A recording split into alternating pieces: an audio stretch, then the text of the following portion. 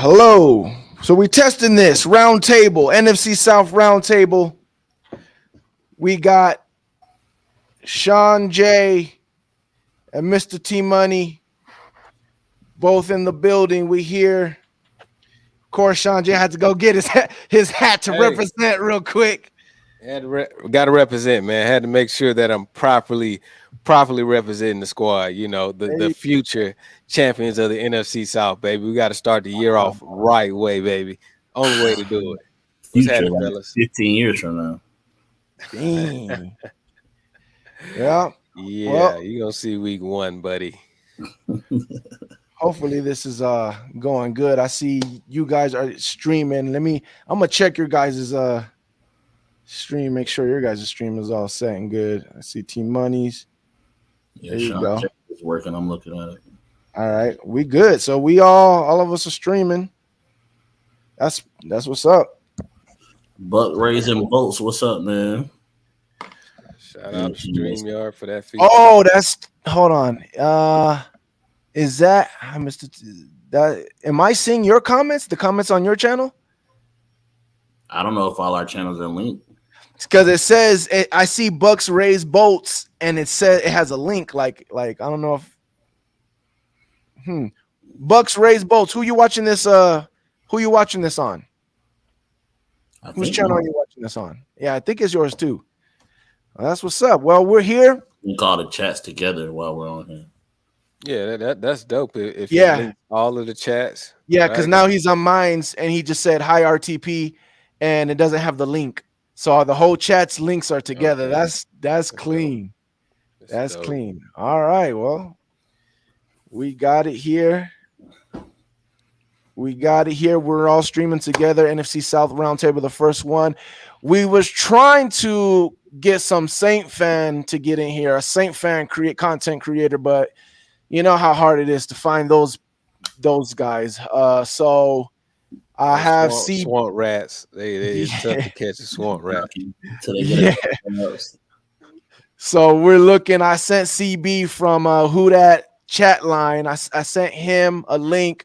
I was supposed to send State of the Saints TJ. I was supposed to send him one too. I didn't send him, but definitely we're gonna try to link up with him too. I don't know if you guys seen. He just did a short. Is it short film or short clips or whatever, those shorts for YouTube?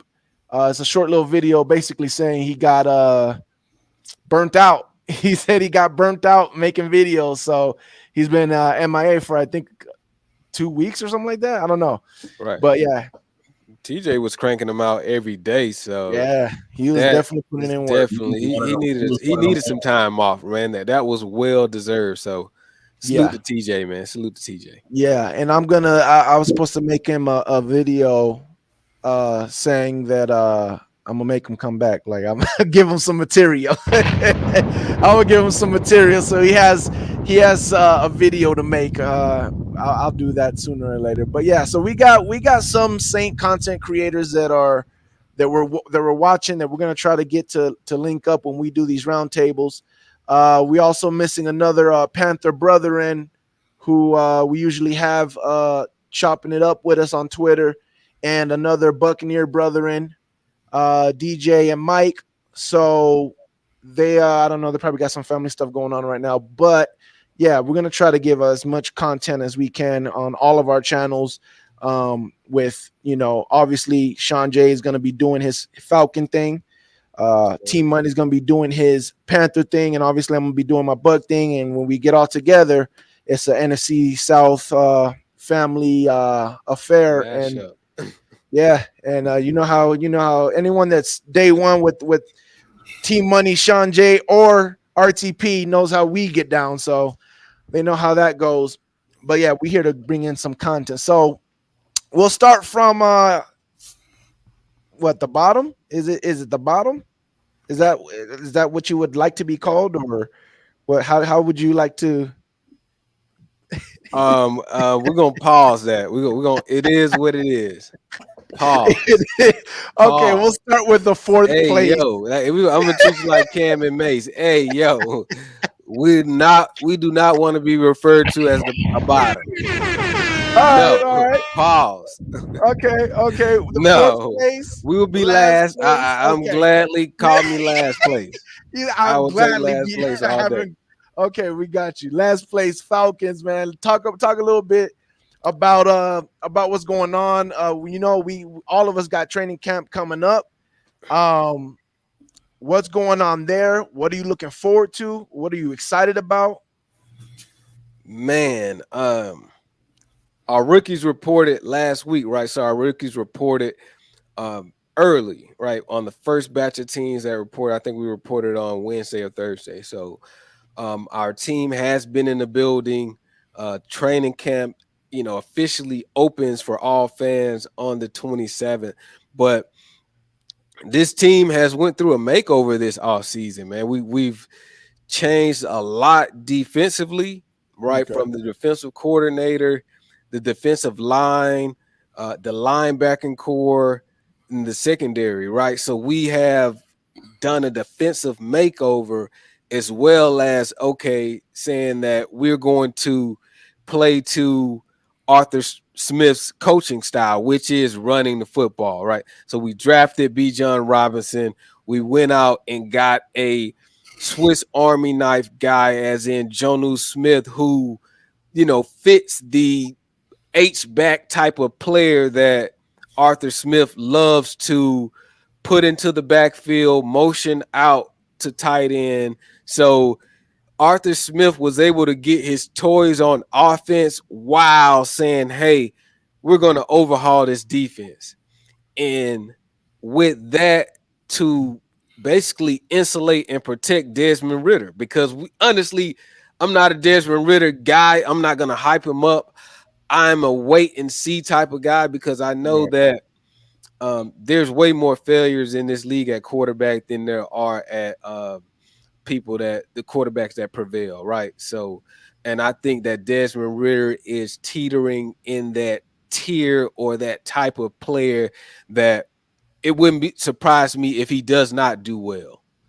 But we've done everything else around him to give him toys, to overhaul the defense, new defensive coordinator from within the division that has already game knowledge, right, of the Carolina Panthers, the Buccaneers, and he has inside knowledge of the New Orleans Saints, right? He has been game planning for the division his entire NFL career. So he does not have to, you're not pulling him from another division where he may see you every 3 years. He's well versed at what he sees within the division and the players, the player types, schemes, etc. So I think the Falcons has done a lot to say, hey, we're going to take that next step, but you always got to be cautious. So I have been holding back, but I do expect the Falcons to take another step. If you guys understood where I took you all Yeah. around the world. I tried to kind of sum up the offseason and give you a direction to what we're going into this year. But I think the Falcons have checked a lot of boxes. But the main box that I want you to know that's unchecked is Desmond Ridder. And that's the key cog to how our season can go. If he gets off to a good start, then the Falcons in our schedule, we can go 4-1 out the gate, right? And that can change the tone of a season, instantly, depending on how Desmond Ridder plays. So I got big expectations for the Falcons, but I'm kind of keeping it in house. I think it's. I mean, that's pretty much where we're all at, right? Everyone in the division is saying the quarterback's the biggest factor. So let's exclude the quarterback, right? For the Falcons, let's exclude the quarterback. What is the biggest, in your opinion? What unit is the most important besides the quarterback? Obviously, what unit are you looking at that's most important for the season, and what unit are you looking at that you feel like might have a question mark? It could be two different units. One could be this is the most important, and the other one is that we have a big question mark here that we're looking forward to hopefully get some answers in training camp. or it could be the same unit. That this is the most important, and it's the biggest question that we have that we're looking for. What are those two things? If Man, they're big. for one, like the unit that I'm looking forward to the most, that Mhm. that I would think is going to be one of our most dominant units uh this season is the secondary. I think the secondary has been much improved, right? I think the cornerback tandem, which is AJ Terrell, Jeff Okuda, right? I think Jeff Okuda will be a great two. I think he will be a great two and let AJ Terrell be a dominant one, right? So I think that 1-2 punch will be solid compared to what we've gotten in prior years, right? So what we were trying to do is raise the floor. We have raised the floor right there, right? Which Mhm. bringing up Jeff Okuda, right, actually raises the cornerback two floor. I'm not sure how you guys feel about him. I would love T Money.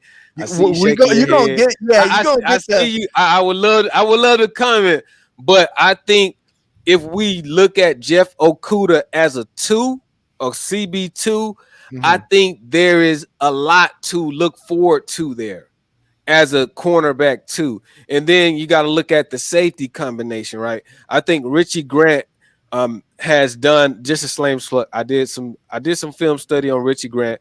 I think Richie Grant is a player that's going to be unlocked and unleashed with the play of Jesse Bates. I think Jesse Bates is as a free safety, right? He's going to unlock Richie Grant as a strong safety, allow him to come up into the box, be able to play the run, be able to play tight ends, and be able to play backs, right, consistently, and knowing that Jesse Bates is disciplined. He's a leader. He is one of the top 5 safeties in the league, right? So I think Jesse Bates and Richie Grant are going to work great in tandem. And Jesse Bates came at a great time for Richie Grant to be able to take that next step in year Yeah. 2 as a starter, having Jesse Bates lead him, as well as that corner duo. I think the secondary is going to be one of our stronger units. But to answer the second part of the question,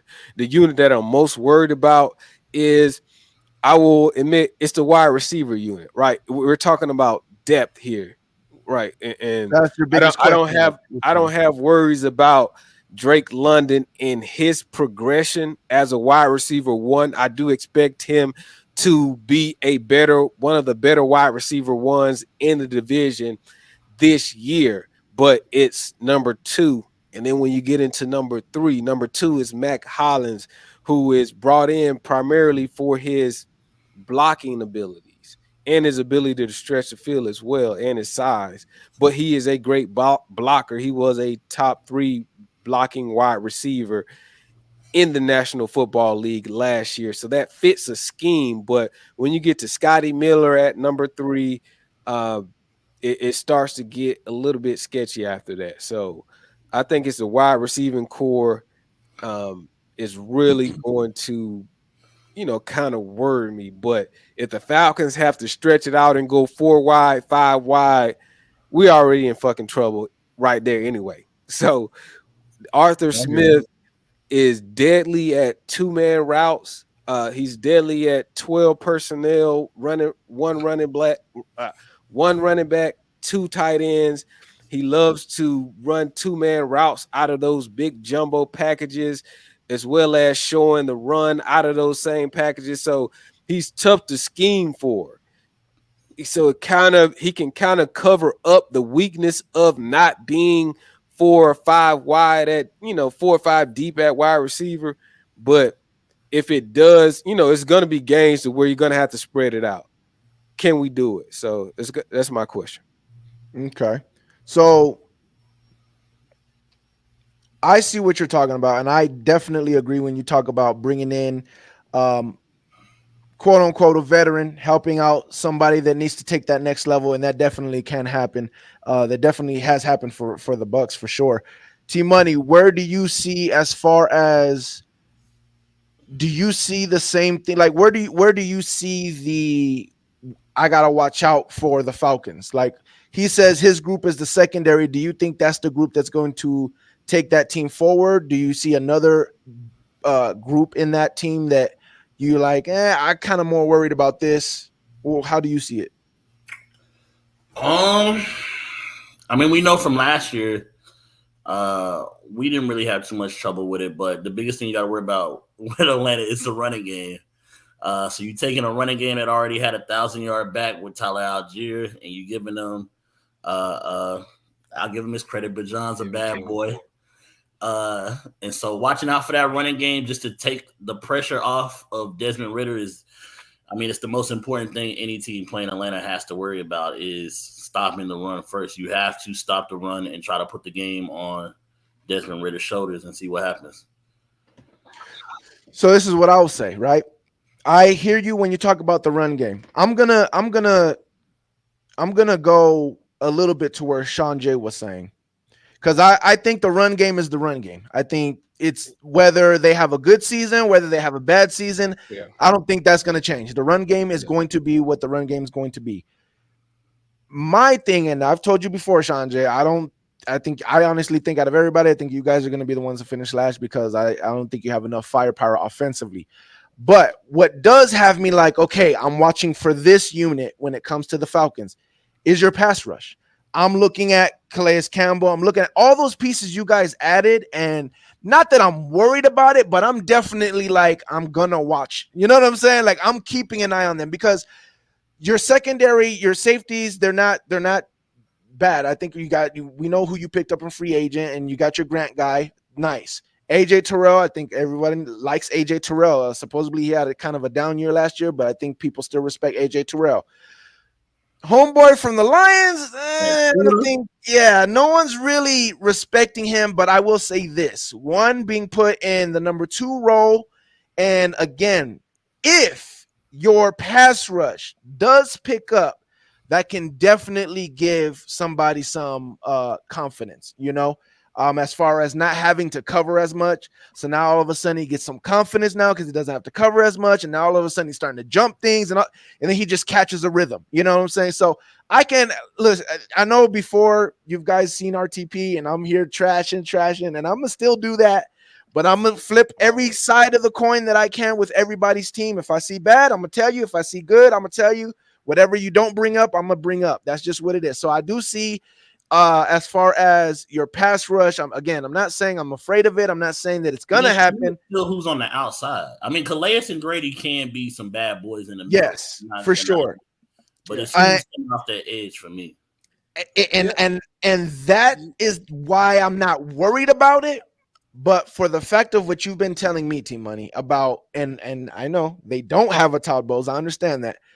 But if somehow they have some type of coach that goes in there and all of a sudden can create by just having those two guys in the middle, you can make pressure. You can create the pressure somehow if you scheme it up just right.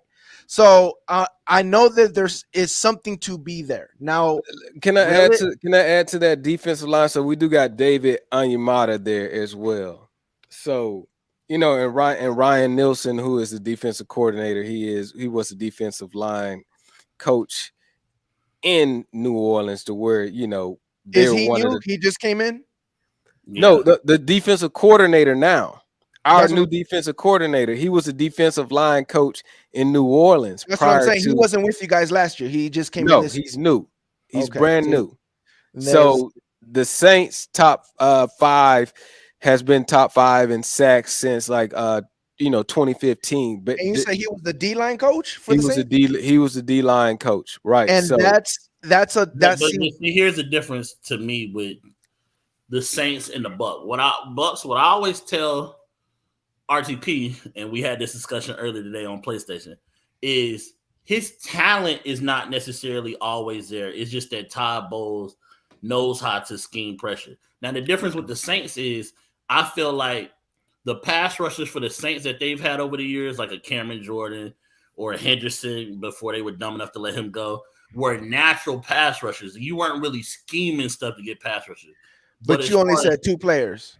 But and Hendrick's been gone for a minute, and they still has a pretty decent pass rush. But I'm saying developmental wise, I would say he never really developed Marcus Davenport. He never really developed Peyton True. Turner. No.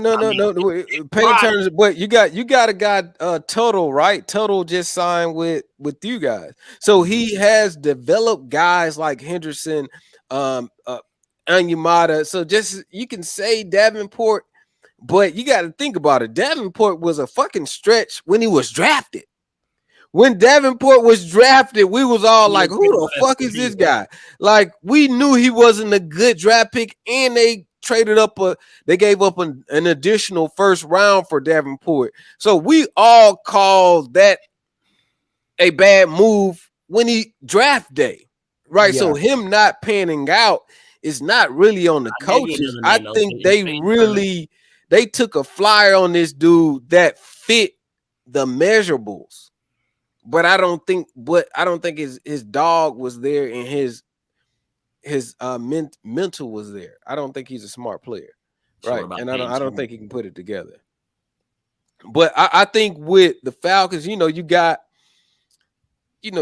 Bud Dupree, you got Arnold Ebiketie, so you do got what I want to say is you shaking your head, T-Money. But what I want, like I said earlier, is with the Falcons, our constant theme is we raise the floor. How bad we were last year, the year before last, and before that, we've raised that floor this year because this defensive line cannot be worse than what we did last year. Just by pure addition of players, production is going to increase, and that's going to have an effect somewhere, right? I can't say it's going to equate to 1 or 2 games, but I can say that the play will be better. Like RTP, that's what you're kind of alluding to as to, when I bring up the Falcons, but it's just something there because that by addition, it's going to be better. We don't know how good, but we know it's not going to be as worse as it was last year. It's impossible. It's not going to be worse as it was 2 years ago. That's banking on Calais, not dropping off due to age. I think those are knowns, though. I think Calais is a little but Calais compared to what last year? We can say, oh, you drafted this player, you drafted that player, developing all that stuff, and that's where I breathe. Like, that's where I can breathe is when I think of your coaching staff, right? I'm like, okay, but they'll probably mess it up, right? So let's just say your coaching staff don't do nothing because you're coaching. I don't like your coaching staff. Even when they don't do nothing, you still have talent to be better than what it was last year, even without coaching. You get what I'm saying? Yeah. So that's why I brought that up, because I feel like no matter what, even if your coaching staff don't do nothing, which I expect them not to, you're still going to be better because you have talent. You have better talent that's veterans that can just, all right, you don't want to coach me up. I just do what I do anyways. You know what I'm saying? So that's just where I see it. But my main thing, from personal experience, is why I'm shaking on Kuda, because we tried to do the CJ Henderson. I was gonna bring that up too. The CJ Henderson trade for and see what he can do, kind of thing. So that's the only reason why I'm shaking on Okudah. Coming out, I did like Okudah though. Everyone did. Can I comment there? Like the CJ Henderson, Jeff Okudah comparisons, I think they're so off base. It's such an easy comparison to try to make. But we're talking about Jeff Okudah, who went through a rookie season, and then week 1 or 2, his sophomore, his second season, tore his Achilles. Then he came back year 3 last year, and then now he's really only played 2 years, and he had an Achilles tear in there. So people try to label him as a bust when he's really a rookie season, catastrophic injury, and then coming back last year, getting warmed up. Like, I don't think we have saw the real Okudah, Jeff Okudah. I think how many years he's taking a bad rap because he was drafted number 3 in the draft. He's drafted so high. So he was supposed to have a Sauce Gardner type of, I think Tyreek Woolen. I like Tyreek Woolen. That's a different conversation. I think Tyreek Woolen out of Seattle is better than Sauce Gardner, but you know, he didn't have a Sauce Gardner type of rookie season, so you can call him a bust. But I think Jeff Okudah has gotten a bad rap, and I don't know exactly why. When Well, he has an Achilles tear in the middle of his 3 football seasons. switch of scenery can always work wonders. We'll see what happens. But Achilles, sometimes some people, I mean, Yeah, they may not come back, That's but mental. the bus thing, but the bus has to say like he didn't live up to the hype. He's sorry. He's not a good player. Like, what warrants that? Oh, I just saw him. He was fooled last year. I don't see the tape of. I'm not saying though. Just like you say with C.J. Henderson, I don't see the tape of what Mike Evans did to C.J. last year. I don't. Somebody needs to show me that Okudah tape of somebody just running by Jeff Okudah, running straight, you know, go routes, have you tried searching for it though? Oh, it would have been out there, sir. Okay, it would have been out. I can search.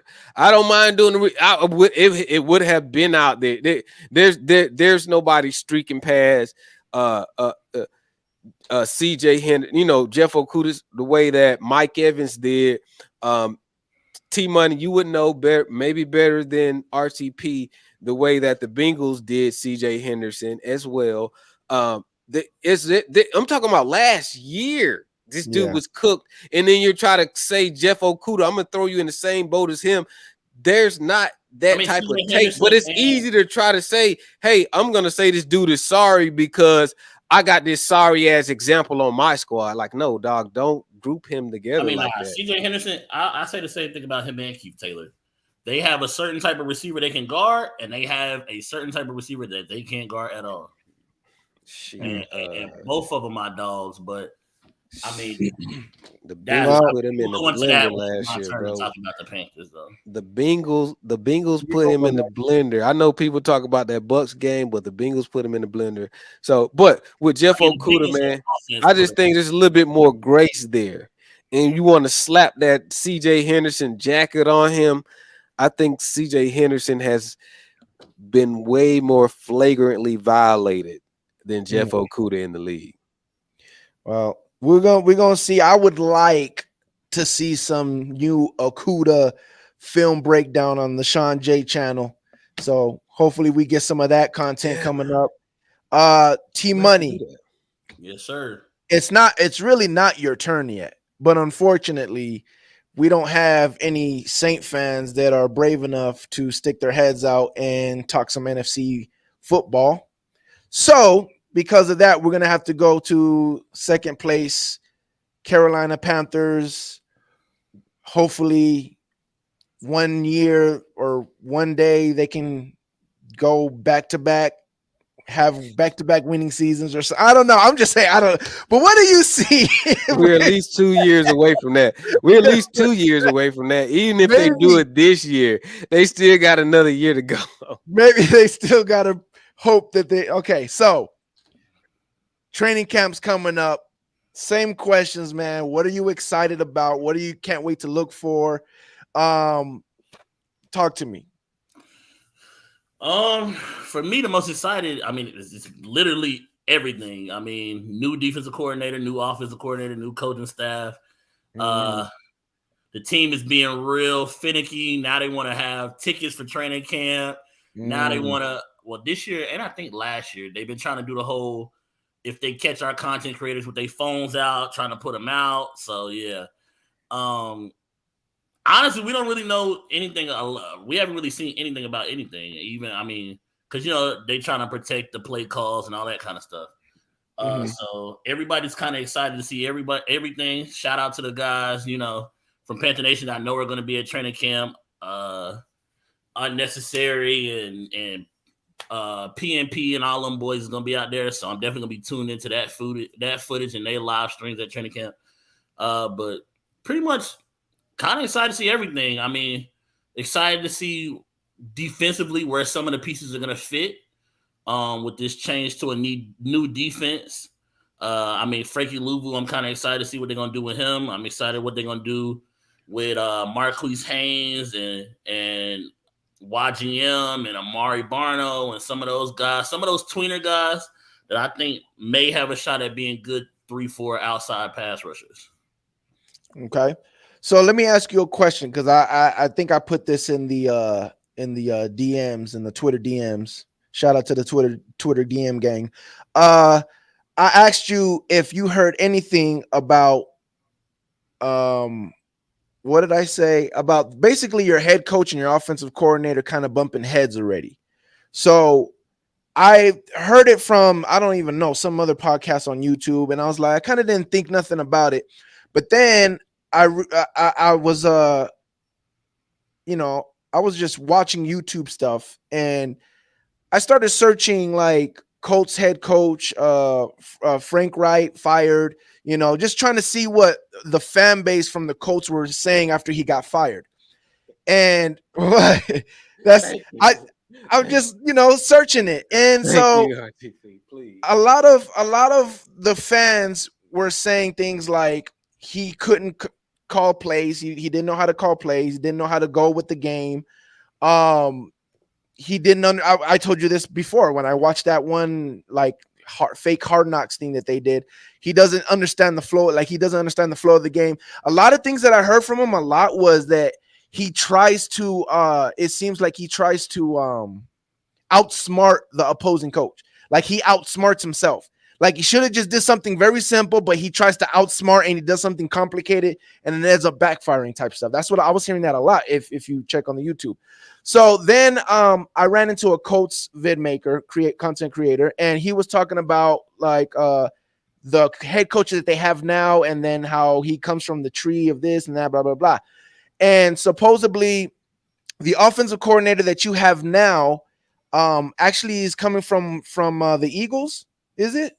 Or one of those Rams. Thomas Brown is from the Sean McVay tree. Okay, but he didn't do nothing with Doug Peterson and all them too. I mean, it's the same stuff, but basically the system that we're trying to run, like the same type of stuff, Sean McVay, the Kyle Shanahan, basically that system that makes it easier for quarterbacks, right? And your head coach likes to be more complicated. Likes to like be like more sophisticated when it comes to the plays of what he wants his quarterback to run. So that made me think, okay, so is that what they're talking about with butting heads? That he wants to make it simple, but your coach wants to like, let's make it more difficult for the defense, right?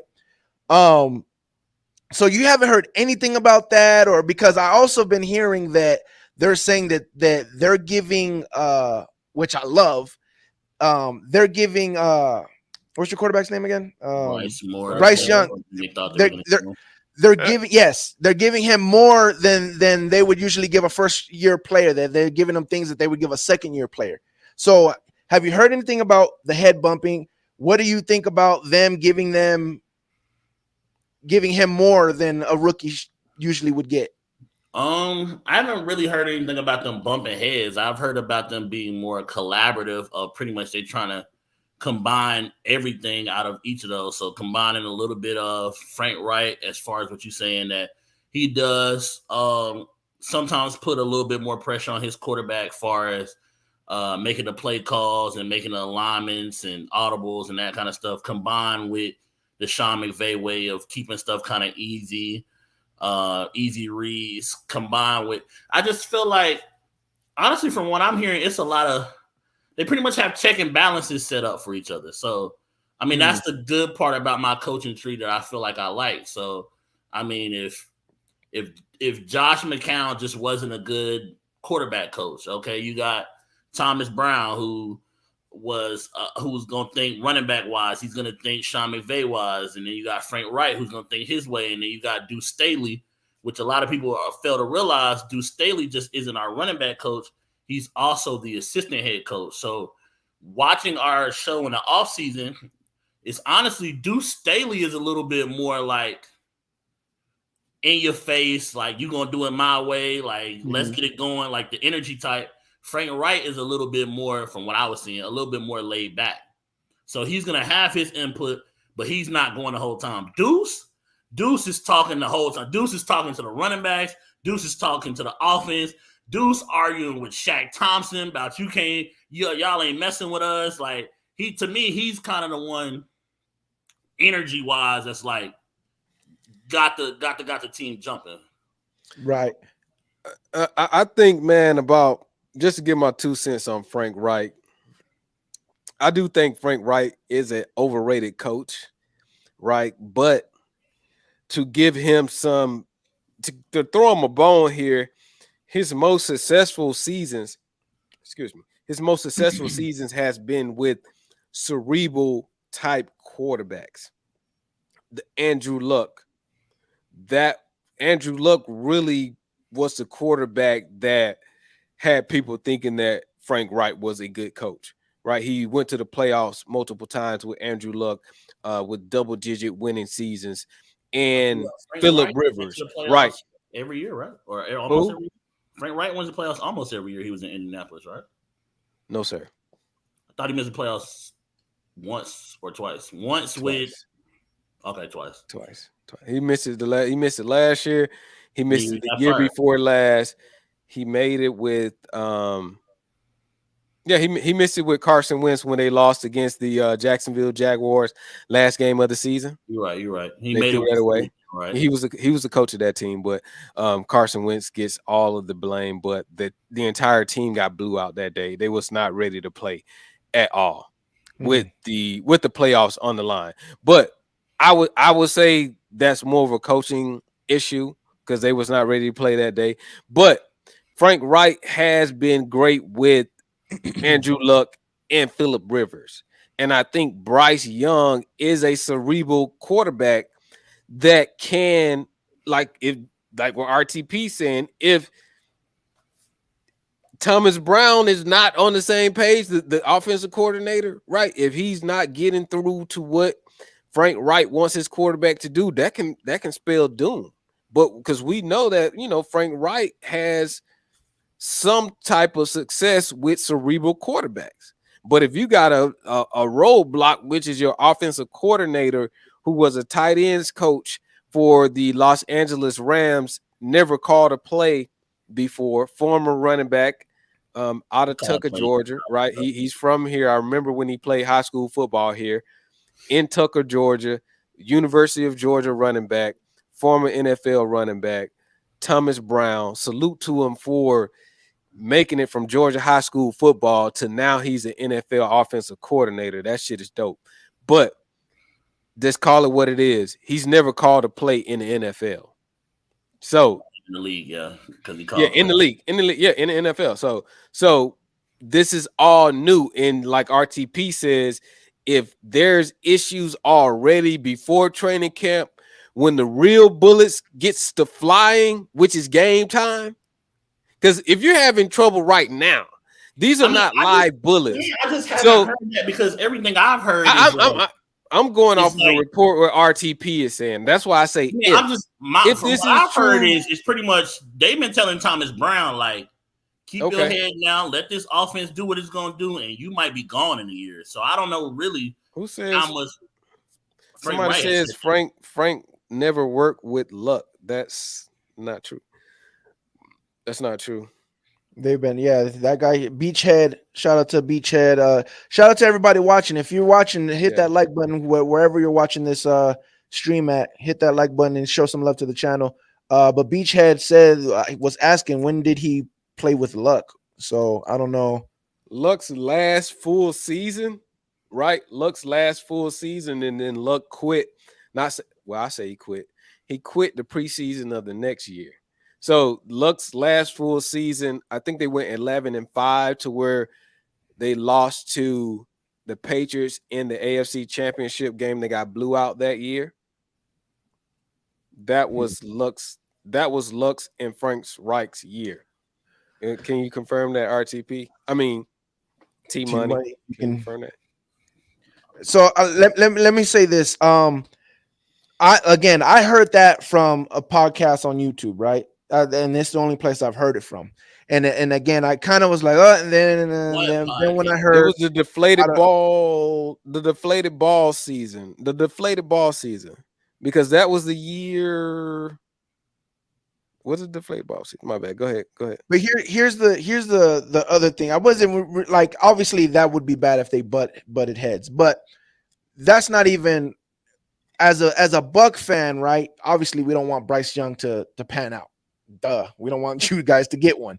So as a Buck fan, when I heard, and I've told you this before. Correct. Yeah. Andrew Luck's last full year was 2018. They won 10 games, and that was Frank Reich's first year in Indianapolis. So Shon was right. Shon J was right, Beachhead. So yeah, so what I'm hearing, right? You got your quarterback. Your quarterback's getting introduced in the league. I've talked to you, T-Money, about this thing that's going on where it's making it very easy for these quarterbacks to come in and be able to ball out, right? And it's like they're producing. So I hear your offensive coordinator is more of that type of system, which I'm like, oh, crap. Then I hear Frank Reich kind of likes, to make things a little bit more complicated. So when I hear that they're giving him things that a year two quarterback that they would usually give a year two quarterback, in my mind, I'm thinking like, okay, good. There's a chance that Bryce Young could just be the man. And like, this is just easy for him. But there's a bigger chance, in my opinion, there's a bigger chance that, yeah, things are easy for him right now. And they're preparing him like he's a year two guy. And then he's going to go into the season and be like, oh, people are running around, moving around. Okay, well, wait, what was my check again? What? Okay, now I got to remember this and remember that. When your offensive coordinator from the beginning wants to be like, see, this is why I wanted to make it simple. So when we get into the season, he ain't got to worry about this, got to worry about that. But your head coach might be thinking in training camp, okay, so what do you have to do? Oh, I got to do this. Okay, what else? I got to do. Oh, good job. You know what? Let's give him more. Okay, well, now look at this. If you see this, and you know what I'm saying? Like he's piling on things that might be easy right now in training camp. But once that season starts and these defensive coordinators start scheming up and these players start disguising stuff, it might be a little bit harder and might confuse them. It might be a problem. And that's what I'm looking at. I'm not saying that's what's going to happen. I'm saying that's he has all the help in the world, man. Oh, of course. Honestly, if Bryce, we're looking in, towards the end of his rookie deal, he just panned out. I mean, that's what I honestly will have to say is you had all the help in the world. You have a 10-plus year, however long Andy Dalton's been in the league backup. You have a quarterback coach in Josh McCown who did it for 15-plus years to help you. Getting the answer is not the problem.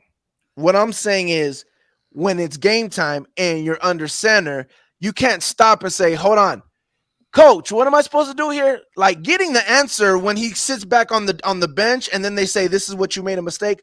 That I get it. He's going to have the answers.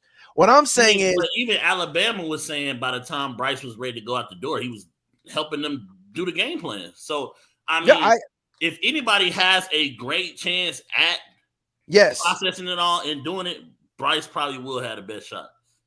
Now, I'm not saying he will, and I'm not saying he's not, because, again, I can't say until the bullets start flying. I agree. Just gonna write him off and say, oh, no, I don't think Bryce can handle all that. Now, if it was somebody else, I might. Yeah, I agree with what you said. If anybody could do it, Bryce Young would probably be, especially out of the quarterback class that he came out of, would be the best one to try to give him a year two and all that. I agree with that. I'm just saying I would be a little bit nervous about it. Shon, would you sound like you had my thing with Bryce, man, is speaking of like, a lot of Panther fans, I don't think they're bracing for any type of struggles. So my question to T-Money is, what is a struggle that you expect from Bryce Young? Like he's touted as a cerebral guy, right? So he should be right. His struggles may not be reading the defense, right? It may not be mental. If he has physical troubles, if he has physical troubles, these are some things that he will not be able to get over. So if he masters everything mentally and his only troubles are physical, that physical trouble will always be there. So what struggles do you think, as a Panthers fan, do you think he will have? I mean, my biggest concern would always be with his stature is can he take the hits. Shout out to Master at Work. Is that my man Tyson? That's Tyson? Yeah, that's Tyson. Salute Tyson, man. Salute to Tyson, brother. Tyson. Hey, man. Hey, salute to 28-3, brother. That shit still hurts to this day. To this day. Deontay Wilder, man. Deontay, hey, man. Salute, man. Salute to Tyson for checking in anyway, bro. Salute. I mean, like I said, though, my biggest concern, I mean, honestly, is with his stature. Can he take the hits for the whole year? And we're definitely gonna see because the NFL got the biggest, the baddest, the fastest coming to hit you every play. Right. That's definitely got to be the scariest for Panther fans is that part. And the thing that makes it the scariest is there's nothing you can do about it. Like there's nothing you can't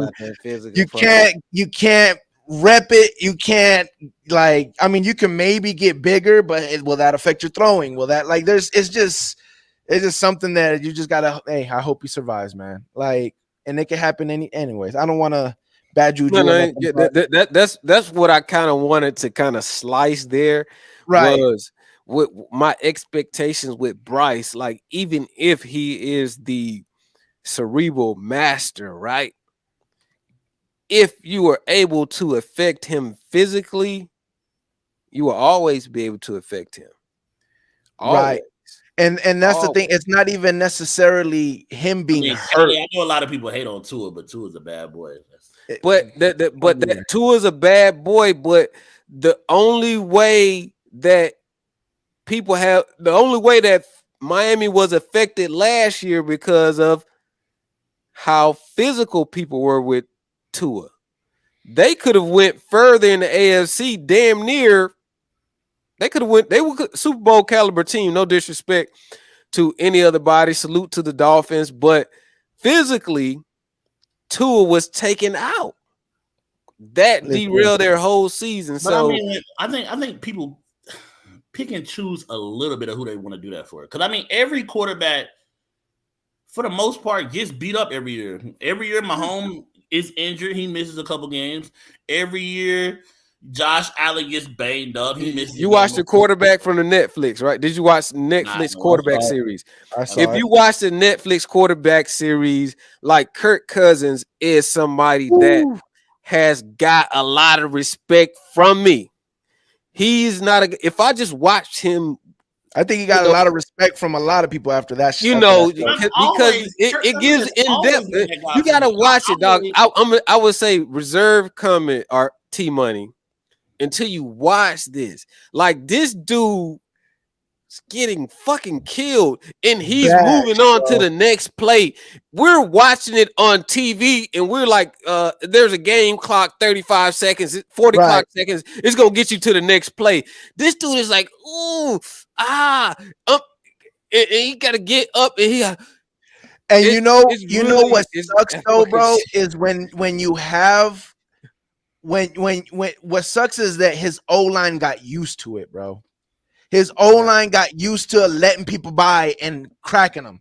He's where tired of getting hit. Yes, he's going to the sideline like, bro. His coach is like, "You're all right." He's like, "No, I'm hurting." Like, so for Bryce, it's like, man, and it was like RTP. It wasn't like on a sack or anything. He got the ball away. Just throwing. He got the ball away, but his ribs are open, and he has on all the protection needed. And it's not even necessarily of him getting hurt, right? It's the thing of, is it going to affect him? In other words, like that hurt me, but is he big enough to be able to know that I'm going to continue to get hit like that and still make this throw? Because that's what Kirk Cousins was doing. He knew, like, bro, I'm gonna get hit, but if I don't sit there and take the hit, we don't have an offense. Like, that's the thing. Is he going to be able to say? I've always been a Kirk Cousins. I mean, I haven't watched the show yet, but he's been one of those. I just got into an argument with some people who was trying to do their rankings for next year as far as quarterbacks, and they had Daniel Jones in the top 10, but not Tua and not Kirk Cousins. And I'm like, as much as people hate on Kirk Cousins, if I showed you Kirk Cousins stats every year and covered up the name and said, "Would you want this quarterback?" 9 times out of 10, people is taking Kirk Cousins. As far as the Saint fan master at work, I mean, we've tried. It's hard. It's Hey hard. man, send Tyson the link, man. Tell him to jump in here. He needs a test for his weak ass Patriots this year. They are looking damn near weaker than everybody else. They got a lot of questions, but we're not gonna divert it. But man, just to stay with the Panthers though, I think Bryce. When we were talking about Kirk Cousins, you know, RTP, we watched the series. Put Bryce in those shoes. Mentally, what it takes to go from that to the next play, and from that to the next week. I doubt. I would say our O line is way. That's what I was gonna say. I doubt their O line's gonna allow that much because it's gonna happen. It's the NFL. He's gonna happen. Like he's gonna get hit. That's not even. I don't care how good your O line is. Someone's gonna blitz something. Somebody's gonna get a free shot. Yeah, but to that magnitude, I don't think that'll happen. But the size of him, it doesn't need to happen to that magnitude. Like that's the only thing is he's just so small. Just a few of those hits. Him taking that hit. I'm not even talking about him getting hurt or taking out the game. I'm just saying mentally, is he gonna check out like I don't have enough time to throw this. I'm not trying to get hit. All offseason though, he had as close of a test as as possible in college. Yeah, but that's SEC different. And getting hit by them SEC guys. I mean, I'm not saying it is NFL, but that in college is pretty much the closest you're gonna get. Yes, there's some college players. Yes, I mean there's some NFL players on that field, but most of them are on his O line that's punking the other team. So when it's like them punking you and you're not your O-line's being Alabama teams are out of all the recent Alabama guys, his Alabama team was probably the least talented and probably had the least other NFL guys. When you compare the Hurts and Tua and Mac and let's wise or line wise. Let's go to this question that I asked Sean J, right? Which was taking the quarterback out of it. Obviously, all of our quarterbacks are the most important, some more than others. But as far as your training camp and your team, as far as your camp and your team, right? What group do you have the biggest question mark that you're trying to find out answers for when it comes to training camp? And what group on your team do you think is the most important when it comes to your season? And it could be two different groups again. It could be the same group. Don't matter.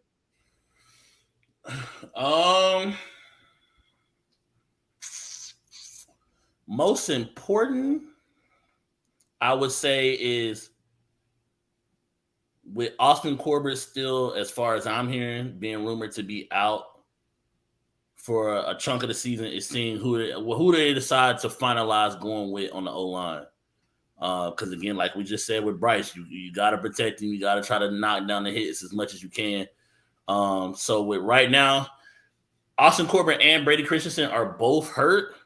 But like I said, as far as I'm hearing, Austin Corbett playing for Alabama. Okay, we'll address that in a minute. But Austin Corbett, from what I'm hearing, he's going to miss part of the regular season. So I guess the battle is going to be how soon can Brady Christensen come back so he can compete with Chandler Zavala, the other guard we just drafted out of NC State, is going to see who wins that competition. Because a lot of people like Brady Christensen, but I don't like Brady Christensen really as my guard. I like him more as my swing tackle than I do at guard. But again, it's if Chandler Zavala as a rookie can hurry up and get to the NFL, and I think Chandler Zavala is hurt too right now. He got something wrong with his pectoral muscle, so he's on the PUP list right now. So it's just seeing who's gonna get healthy out of Chandler Zavala, Brady Christensen, and Austin Corbett the fastest. So you got questions on your O-line at guard. Hey, man, week one. I'm glad we got you week one. I'm glad we got you over week one. I'm sorry, I'm not gonna detour, but thank you for that, T Money. I got a little bit of confidence. I got a little bit of confidence off of honest that. with my team. I'm not gonna say we perfect. No, it's the best way, man. Be honest. That's how you feel better about it. I kept it real too. I keep it real. Yeah. We keep it real. The biggest question. What's the other one? That's most important. So the biggest question. Yeah, the biggest question you wanted to get answered when you watch training camp, right? What's the biggest question? What group has the biggest question that you want to answer? Oh, during training camp?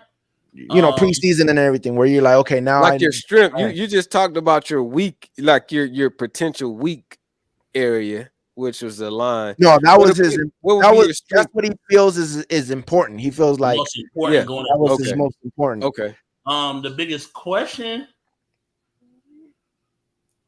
See, it's two different. Answer as far as right now would be the pass rushing rotation and who they're gonna play during the season. It's gonna be the same thing that it's been for the past couple years: is who in the secondary can fucking stay healthy.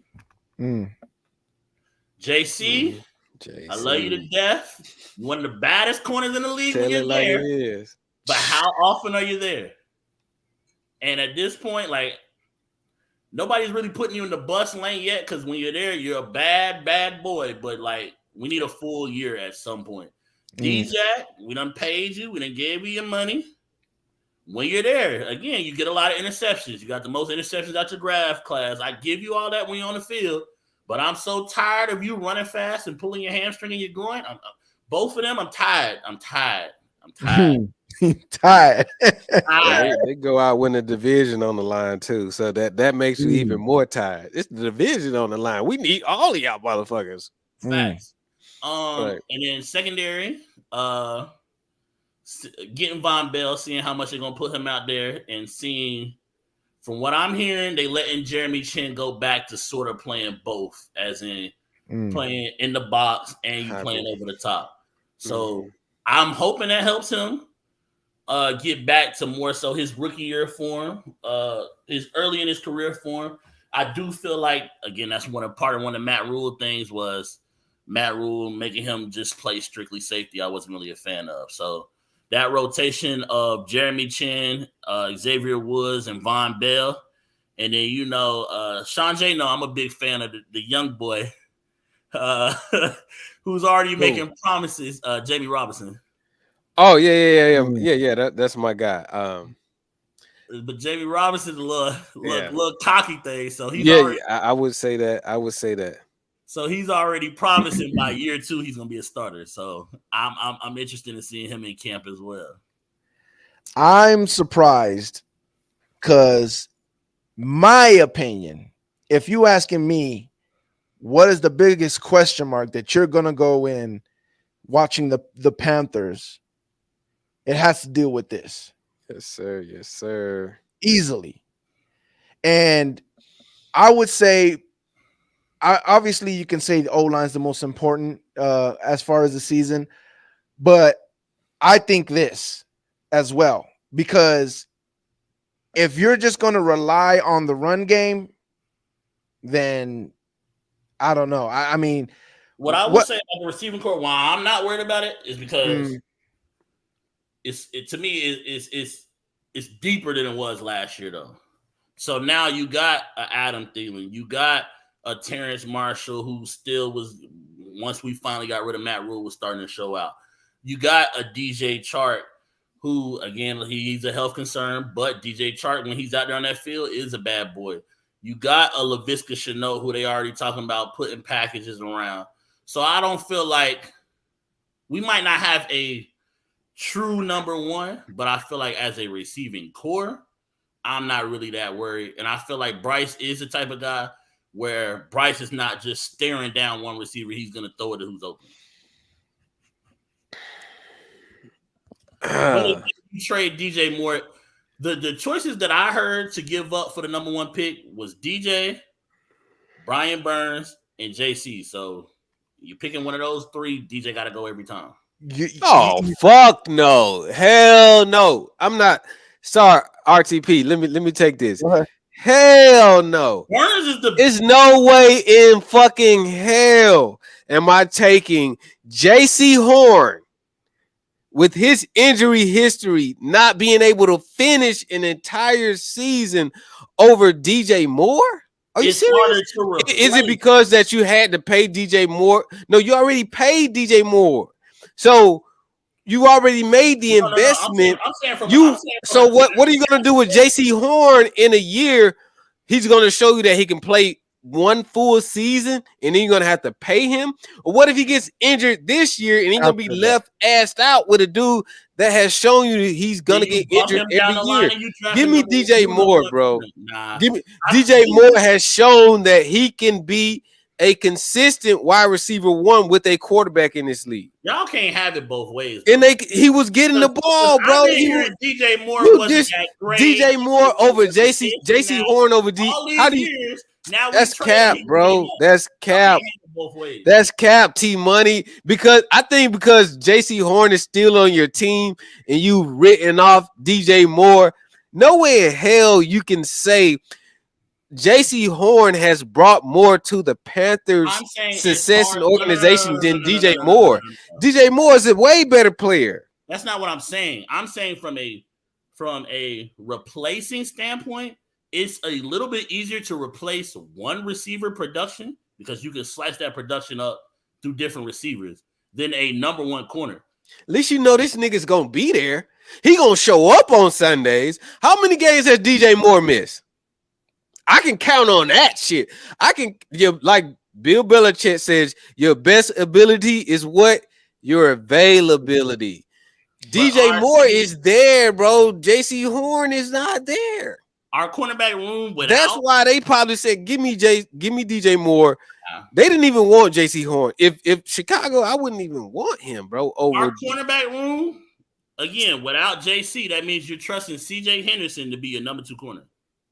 Rather than now you're trusting Terrence Marshall Jr. to be your wide receiver 1. I would trust Jackson over Terrence Marshall Jr. I don't think he'll have the highest stats out of the receivers as far as catches. I think Adam Thielen will probably lead the team in catches. And I think if Adam Thielen leads your team in catches, you are going to be one of the worst offenses in the league. I wouldn't say one of the worst offenses, but I do think you're in trouble if Adam Thielen is your guy. No. That's just we have different receivers that can do different things. So just most catches, you can put Adam Thielen in the slot. You can put Adam Thielen on the outside. You can kind of do a little bit more with him to get him open. Now, again, I just think it's easier to replace DJ Moore with 3-4 guys than to try to replace what JC Horn does for us. I know people say that, but I don't like it. Damn sure wasn't gonna be Brian Burns. That was just They turned out 2 first round draft picks for Brian Burns at the trade deadline. So no, they wasn't gonna trade him at the draft. I agree with that. Man. Well, we'll see. I mean, jersey wearing wise, I'll just say I had a JC jersey and not a DJ. That's something.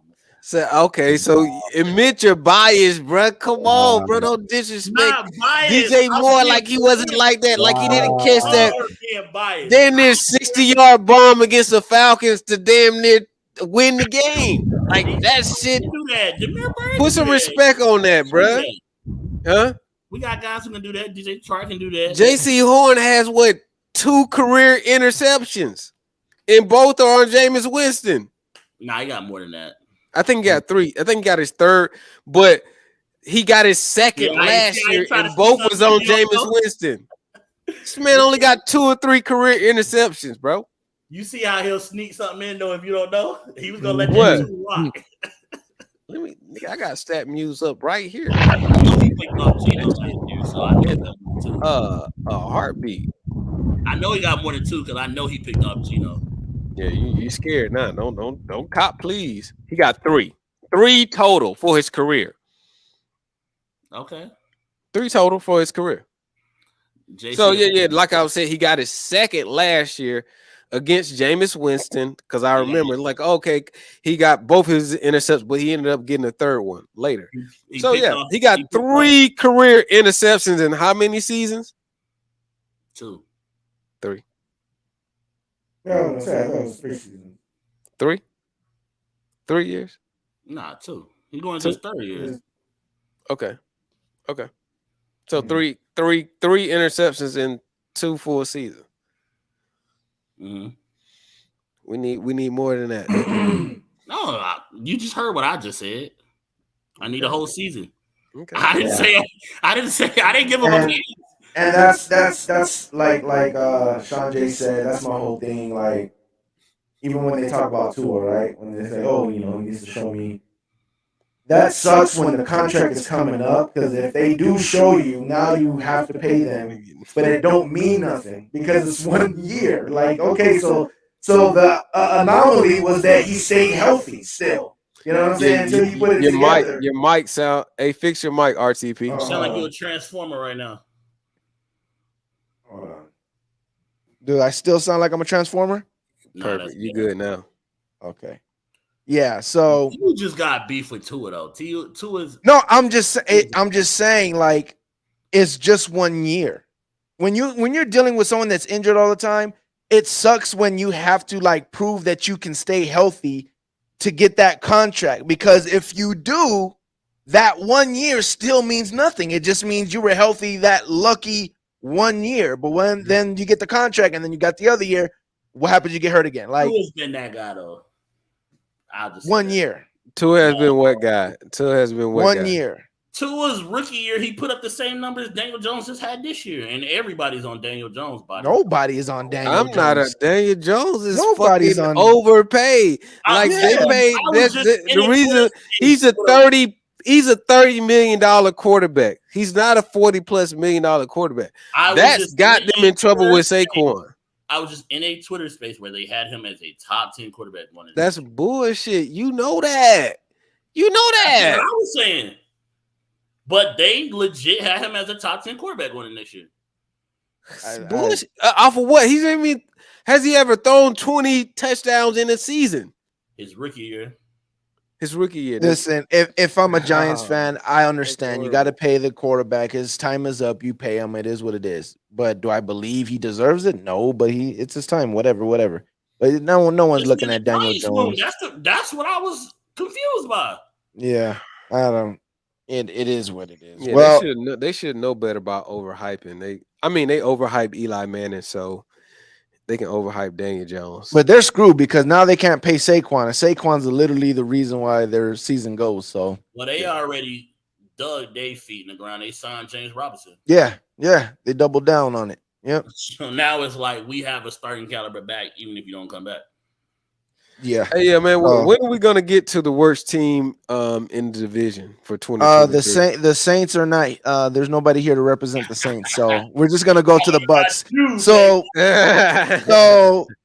let's talk about the Bucks.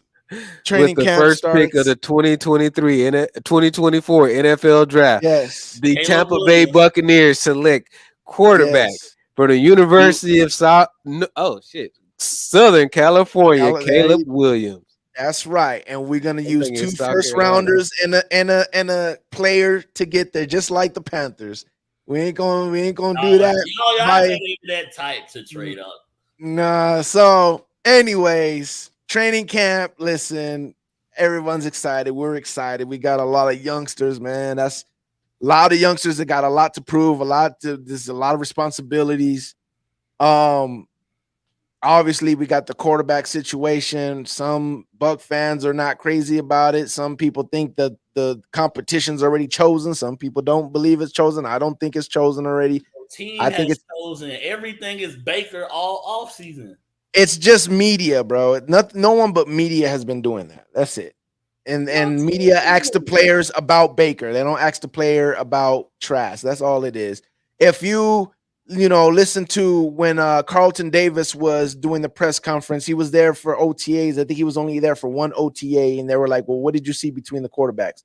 He said the same thing about Baker that everybody says. Oh, he's a great locker room guy and his attitude, this and this and that. And then they ask him, well, what did you see about Kyle Trask? And they say it looked like he took a step. He looks a lot more confident in his throws. What else do they say? He said that Davis was talking about Brady more than he was talking about anybody. Who? Carlton Davis. He didn't say nothing about Brady. Antoine Whitfield. Antoine Oh, Whitfield okay, Jr. my fault. Yeah. And that's You know, because they, somebody again, there. that's because they asked them about him. You know what I'm saying? Every time you hear these players, none of these players have been interviewed and then they just start talking about Baker. Every player has been asked about Baker and then they say what they said about Baker. Bucks thinks Baker's But chosen already. we have are you guys able to click on these comments or no? Just me, huh? No. You got it. It's just me. What was I saying? So yeah, we got a new offensive coordinator, and Dave Canellis, who was the quarterback coach for Seattle, who helped with Geno and his little resurgence of his career. Don't have Byron. They say he had a big part of it. I don't know. I'm gonna dig more into that though. But yeah, supposedly he's supposed to be bringing that system, that Kyle Shanahan and McVay system stuff. He's supposed to be bringing that to the Bucks. So we'll see how that looks. Again, when I watched tape on Seattle when they played against us, I wasn't impressed with anything, but I don't know if that's exactly what they're going to be bringing or what, or how much of it. I don't know. Against us either. What happened? They were not led against us either. Who, Seattle? Mm-hmm. Yeah, they didn't. They didn't. What did you guys play Seattle? You guys had to have, huh? You guys play Seattle, Sean J? Yeah, we beat them too. You beat them too. So you didn't see nothing offensively, like offensively. Geno had a good first half against us. Second half, the adjustments he didn't do too well. Yeah, it was the opposite with us. The terrible in the first half. He struggled against us early too because JC picked them off. First drive, second drive. Yeah, they had success early. Yeah, Richie Grant caught an interception late. Grady Jarrett had a sack late. We had a close game with them though, but offensively, Geno did look good. So, but if Geno Smith is your claim to fame, that's. I mean, you don't have a lot of claim. He was there with Wilson. He was there with Geno. So I don't know. Hopefully he brings something. I don't know. Like I said, I wasn't too impressed. So hopefully it ain't too much Seattle stuff and more McVay and Kyle Shanahan stuff that he brings to us. But we'll see. As far as the question I asked you guys, the biggest and most important, as far as obviously for us, the most important group is the O-line. The O-line got to get it together. If the O-line can get it together, that helps our passing game, and more importantly, that helps our run game, which we're going to need if we're going to have Baker out there or even Trask. We're going to need some type of – we can't have our normal – left tackle's official, right? Tristan, yeah, it's official. He's going to be our left tackle. He officially moved. So our complete O-line is brand new. So we're going to see what happens there. How we look, but that's by far easily our most important group for the season is our O-line. The one group that I want to get answers to is our D-line. That's the group that I'm looking forward to getting some answers in training camp and preseason. That's obviously besides the quarterback. Is the D-line. A lot of youngsters. Joe Tryon, does he take us another step forward? Our rookie Cansey, is he going to, how does it look? Does it look like it's going to take him a year or two to get together, or is he going to, hit the ground running? Yaya, our other rookie, can he be a factor year one for us? Shaq, is he going to look normal? Is he coming off of his injury? I don't expect him to look normal right away, but hopefully middle of the season he starts looking normal. Run defense, is that going to be our usual top 5, type of run defense, or are we going to slack off a lot because of the youngsters we have that's going to be helping our depth? So when people, go on the sideline and our depth comes in, I was watching the game against the Falcons, our last game that we had, week 18. I was watching that earlier. A lot of, Logan Hall, the rookie from last year, I was watching him. I was watching a lot of these depth players are probably going to be depth for us this year. And they had a lot to learn. They had a lot to learn when it came to that run game, stopping that run game, man. They NFL going too fast for them. They're trying to learn how to shed blocks and still do moves and still, okay, where'd the running back go? And then the running back's already gone. You know what I'm saying? So the game that gives the Falcons hope on Desmond Ritter. No, bro, don't please. Listen, I saw. I'm not about to just take random shade and shots, bro. But we're gonna keep it on the Buccaneers, man. We're gonna keep this on the Buccaneers. I can take it off on the tangent if we need to, but to keep it on the Buccaneers, RTP, to say that you have more concern in your offensive line than you do your quarterback room, that to me is kind of crazy. You're supposed to answer besides quarterback. I said, yeah. You say besides quarterback. Yeah. Okay. Besides quarterback. Yeah. Okay. I think you got questions at running back. I think your running backs are questionable. Tight end room is questionable. Cotton, he may take the next step, but dynamic wise, I don't think you're very dynamic there at the tight end position. Defensively, like you mentioned, the edges. Joe Tryon, I call him. I'm so tired of that name. He's Tryon the best he can, right? Joe's Tryon the best he can. We're not doing that. We're not gonna disrespect my man's name like that. Tryon since his rookie We're not doing that. So Joe's Tryon the best he can. Year. Like, I mean, right? He looked good coming out of Washington, right? He looked immeasurable. He looked the part, but as far as like being physical enough, I don't think he's consistently physical.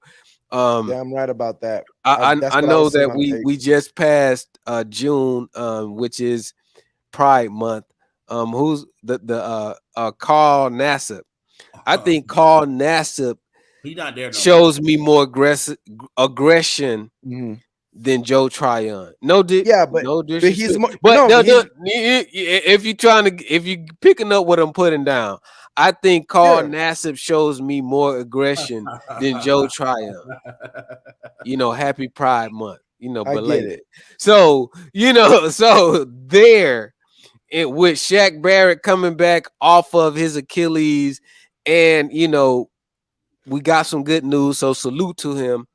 As fathers, we're all fathers on here. So salute to him for getting the news about his new, his potential, his wife being pregnant, right? So he has a newborn on the way. He just lost a baby through drowning. So salute to him on that. But that is. So there's still an obstacle to overcome, right? We don't like to touch on it, but it's real, right? It's real and relevant. Yeah. So he has to come back from that on top of an Achilles injury. And before that, he wasn't as effective as he was, right? If we look back to what he was the Super Bowl season and what he was before injury, those are two different players. I think he got paid and we saw a drop off there, and then Achilles happened, and now he has to overcome a lot of obstacles. So, like you said, defensive end and pass rush is going to be a question. And does Vita Vea have help? Will your first round draft pick, Cansey, where will he make his impact? Will it be inside or outside? Question for you. Yeah. It'll be inside. They're using 3 technique. He's Gerald McCoy type, so they're gonna put him in the inside. But he will be everywhere. Like he's what I'm saying. Like enough to move. He's small enough to move down the line. So he'll have packages in different places. But he'll be 3 technique. So yeah. I mean, I hear you. I think the Shaq Barrett stuff that you said is something that Buck fans don't like talking about, including myself, because everything you said is completely real. Including, family things happen. Some players take things differently. Some players react to things differently. Some players can use the football field to get away from any distraction and be able to focus. And some football players can be distracted on the football field. So that's on him. The injury is a situation. Yeah, I mean, you're right about that. That's why I feel, because if my D line doesn't show up then that's going to hurt my defense. And if that hurts my defense, we don't have a chance of winning anything if my defense ain't right. And that's just how I see it. So that's by far my biggest. Other question. I have a question though. Go ahead. Considering you may not get the best quarterback play in the world this year, Mm-hmm. do you think Mike Evans, who we know is a very temperamental, emotions on your sleeve kind of guy, is going to be able to deal with that? Yes. I think Mike had a very tough year last year. I don't think it's gotten out to the media much, but and Godwin. Me watching Mike Evans as much as I have over the last couple of years. If you look at Mike Evans, Jameis Winston, Mike Evans is a different guy that we see now. That guy loved football. He might not have won a Super Bowl ring, but the Mike Evans that was with Jameis Winston, I saw a joy there. I think right now he's doing a job, and I think he wouldn't mind being traded if he would have to be traded. Not getting traded. Even if he's not getting traded, I just feel like he has lost. He did a little love and passion. Do you feel that as a Buccaneers fan? No, for sure. Okay. He did, for sure. The whole team did, bro. It wasn't just Mike Evans. It was the whole people do not believe me when I'm saying that Brady, like the team was pissed, bro. It was Brady. Brady could not throw the ball. This is why I said Chris Godwin as well. Chris Godwin was getting smashed last year because all Brady did with him was throw it short in the middle, bubble screens, throw it short. That man was getting crushed by linebackers and safeties all year. Soon as he caught the ball, boom, was getting hit. Same thing with Julio. Julio was getting his butt kicked. Like every time he caught the ball, boom, he got hit. Like they were not happy. Think he's gonna be when Baker Mayfield have a whole drive where the ball gets deflected on every pass? I mean that's not a problem. See, the thing is, that is the fucking problem. If you watch Baker, bro, he has a lot of batted balls. I'm saying that's not the problem as far as them being mad. What I'm saying is Mike Evans was only asked to do one thing: go routes. Chris Godwin was only asked to do one thing.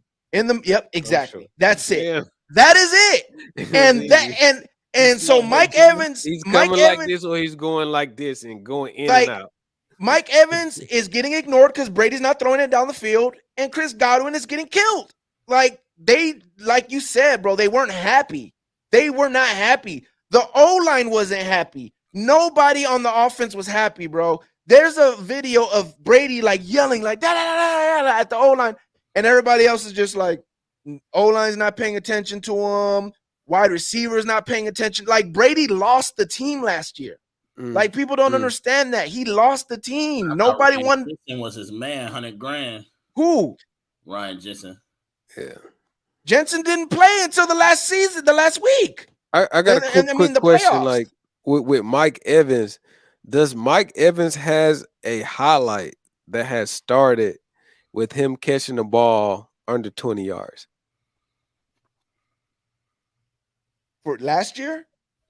In his career. Oh, I'm sure he does. Under 20 yards? With him catching something underneath. I think everything Mike Evans has ever, all of his highlights has been on everything deep. Right? No, it has been nothing under 20 yards. I mean, that I can remember. How about you, I RT? don't remember Mike Evans a day of my life taking a slant and going 60. I think he's predominantly a 20+. He's an explosive play receiver. That's how he can have those consecutive 1,000-yard receiving years is because of the way he's used. But as far as he's not normally he's not a 3-down receiver. He's not a guy that's going. He's not a 3rd and 6. I'm gonna get you 8 type of receiver. Yeah, he's done that. He's done that. He's had plenty of routes like that, but he doesn't. Like I said, he averages 15 point something a yard, a catch. That's his game. Like That's his game, but doesn't mean he can't do anything else. He Since does Johnny all the routes. Manziel, Now he was really slants, I will say that I don't really remember him doing any slants, but I've seen him do bubble screens. I've seen him do out routes, quick out routes and in routes. Like I've seen him do all that stuff. I'm gonna say something blasphemous right now. Go ahead. Drake London is Mike Thomas 2.0. When we watch Drake London's ascension, it's gonna look like similar to what Mike Evans did. I just been looking at the tape. So you said Mike Thomas, so you meant Mike Evans. Michael Thomas. I'm talking when we're talking about underneath routes, right? We were talking about underneath routes and those types of receivers, right? You're saying that Mike Evans is not that type of receiver. I was just throwing that nugget out there that Drake London is that type of receiver, and he's gonna exploit it similar to Michael Thomas. So just keep that in your mind. When he do blow up, you're gonna be like, yo, Shon J fucking said that shit. So what you're saying is Drake London is gonna be Mike Evans, but be able to run routes that Michael Thomas. No, coming out of college, they tried to compare him to Mike Evans. He looks like Mike Evans.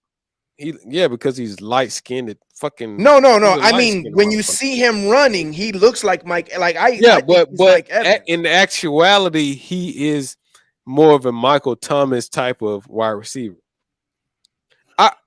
We'll see. I can cut up a lot of shit to you, but his successful routes are more the underneath the bang routes and the crossing routes, right? Which are the slant routes. So he does a lot of bang routes, which is like behind the linebacker. It's not necessarily a slant route, a 1-2 slant in.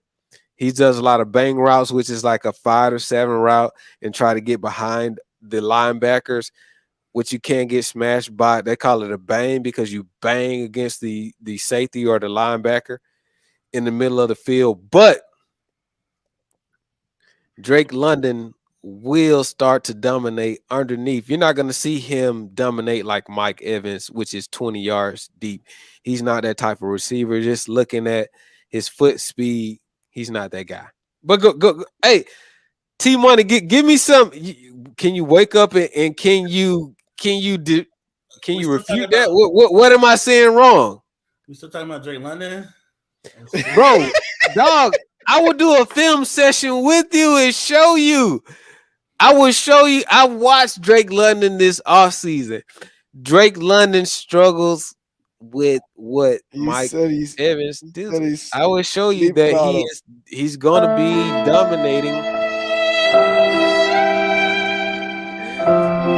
Yo, it's crazy that a Tampa Bay. Oh, he's waking up. Everybody, he's woken up. He's opened his eyes, and he has to open his eyes to Adam Thielen, DJ Chark, and Terrence Marshall Jr. Take your ass back to sleep. If that's what you're waking your eyes up to, go back to sleep. If you're sleeping on Drake London, you know what I see on Drake London. 30 yards. If you're sleeping on Drake London, you're hibernating on your whole wide receiver room. 30 yards. 30 yards. I think that's his favorite number. His favorite number might be in the 30s. Because that's all we ever see from Drake London. Drake, what? We can watch the tape, bro. Let's watch the tape. 30 yards. I'm gonna set that up for you. We're gonna check out the tape. There you go. Got some more content coming out with Shon J Camp.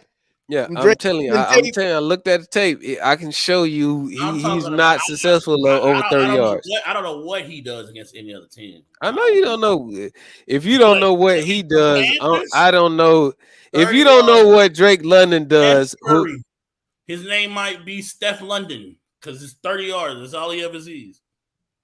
He said, hold on. London because of the 30. No. RTP, if I asked you, who had the better year receiving, Drake London or anybody on the Carolina Panthers? Who would you say? With the Falcons being a run-heavy offense, the way that it did, Mariota. I honestly I don't know.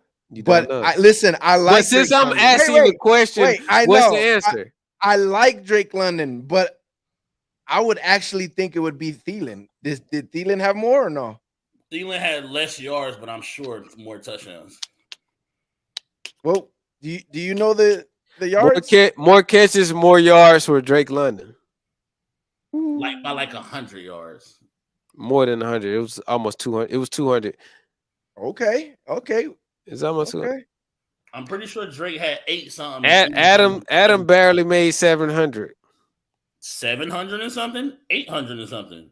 But like Adam Thielen came and got his job taken by Justin Jefferson. Like he got his bitch took, and now he's over there. Now he's the main pimp in Carolina. Fuck out of there. Fuck out of here. He got his bitch took. He got Adam Thielen got his bitch took in Minnesota. You lost. How are you gonna come and try to scare me with somebody that got his bitch took already? You lost. He was the number 1 receiver, and somebody from LSU came in and said, "This is what a real receiver looks like." Get your undrafted, barely made the league ass fucking. We're happy because you are the right complexion and you had enough touchdowns. We're gonna hype you up. Oh, you said hold on.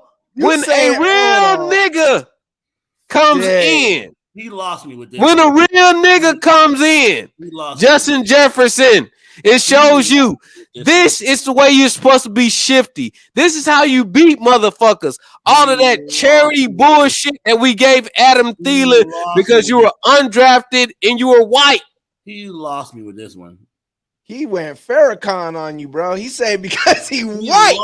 By Jetta? You're undrafted. But no. He's getting a lot of credit that's because he's white man that can't jump. Adam Thielen is not scaring anybody. White man, Woody Harrelson is not scaring us, bro. Adam Thielen was what? An undrafted guy who turned into a legit. Exactly. You took in the first round. For 30 yards. Yeah. 30 yards. Yeah. That's just you know basketball. You know basketball, T-Money. So T-Money, you know basketball. So that's just like Lakers fans scaring people with Gabe Vincent. Hold on, we got a OG Gabe Vincent. That's all he is. Aries Falcon in the building. Blue Aries, baby. We got backup in the building. They know I ain't bullshitting. They know I'm telling the truth. That's when they pop up. Adam Thielen, come on, RTP. Adam Thielen, this point in his career, what is he doing? No, listen, I'm taking Drake all day. Getting more touchdowns than Drake London. No, RTP, you said you thought Terrence Marshall Jr. was like an undrafted player that made the team. That's what I. This dude is a second round draft pick. No, hold on. I don't mean like I looked at him and scouted him like, oh, he undrafted. Nah, that's not what I meant. I meant like that's what I thought he was. Like I thought I heard someone say he was that irrelevant. He's that irrelevant. He feels undrafted, right? You mean right? You mean how Thielen was undrafted and became a great receiver? A great. It was a minute Adam Thielen was one of them boys in the league. Don't play. At one point he was. Don't play. Great. Don't tell that. Please do not tell that lie. He wasn't great, but what was his run? We're talking about greatness. When we speak about greatness, we're talking about Antonio Brown, Julio Jones. We're talking about like who else? Nah, you keep naming them. Who else? Say his name. DeAndre Hopkins. Nah, we're talking about the most consistent Odell wide receiver's Beckham name. Jr. Say the most consistent wide receiver's name in NFL history. Say it. No, we just get history off that. Right, but we're talking about if we're even talking about Mike Evans, he's not even sniffing Mike Evans' job. And Mike, no disrespect to Mike Evans, but he was never on the level of Antonio Brown, Julio Jones, or Odell Beckham. Like Adam Thielen was like tier 3 or 4. Here's what in his prime. Here's what we're talking about. In Adam Thielen's prime, he's like tier 4. The guy that the Falcons. He's out of his prime now. How old is he? Who, Thielen? Yeah, he's like 31. Mike Evans? No. Adam Thielen. Nah, he older than that. Thielen probably 33-ish. He's 32. So, like, who is your number one? Like, give me a case for your number one. I just told you. We're getting it done by committee. Whoever opened, that's who number one. Committee.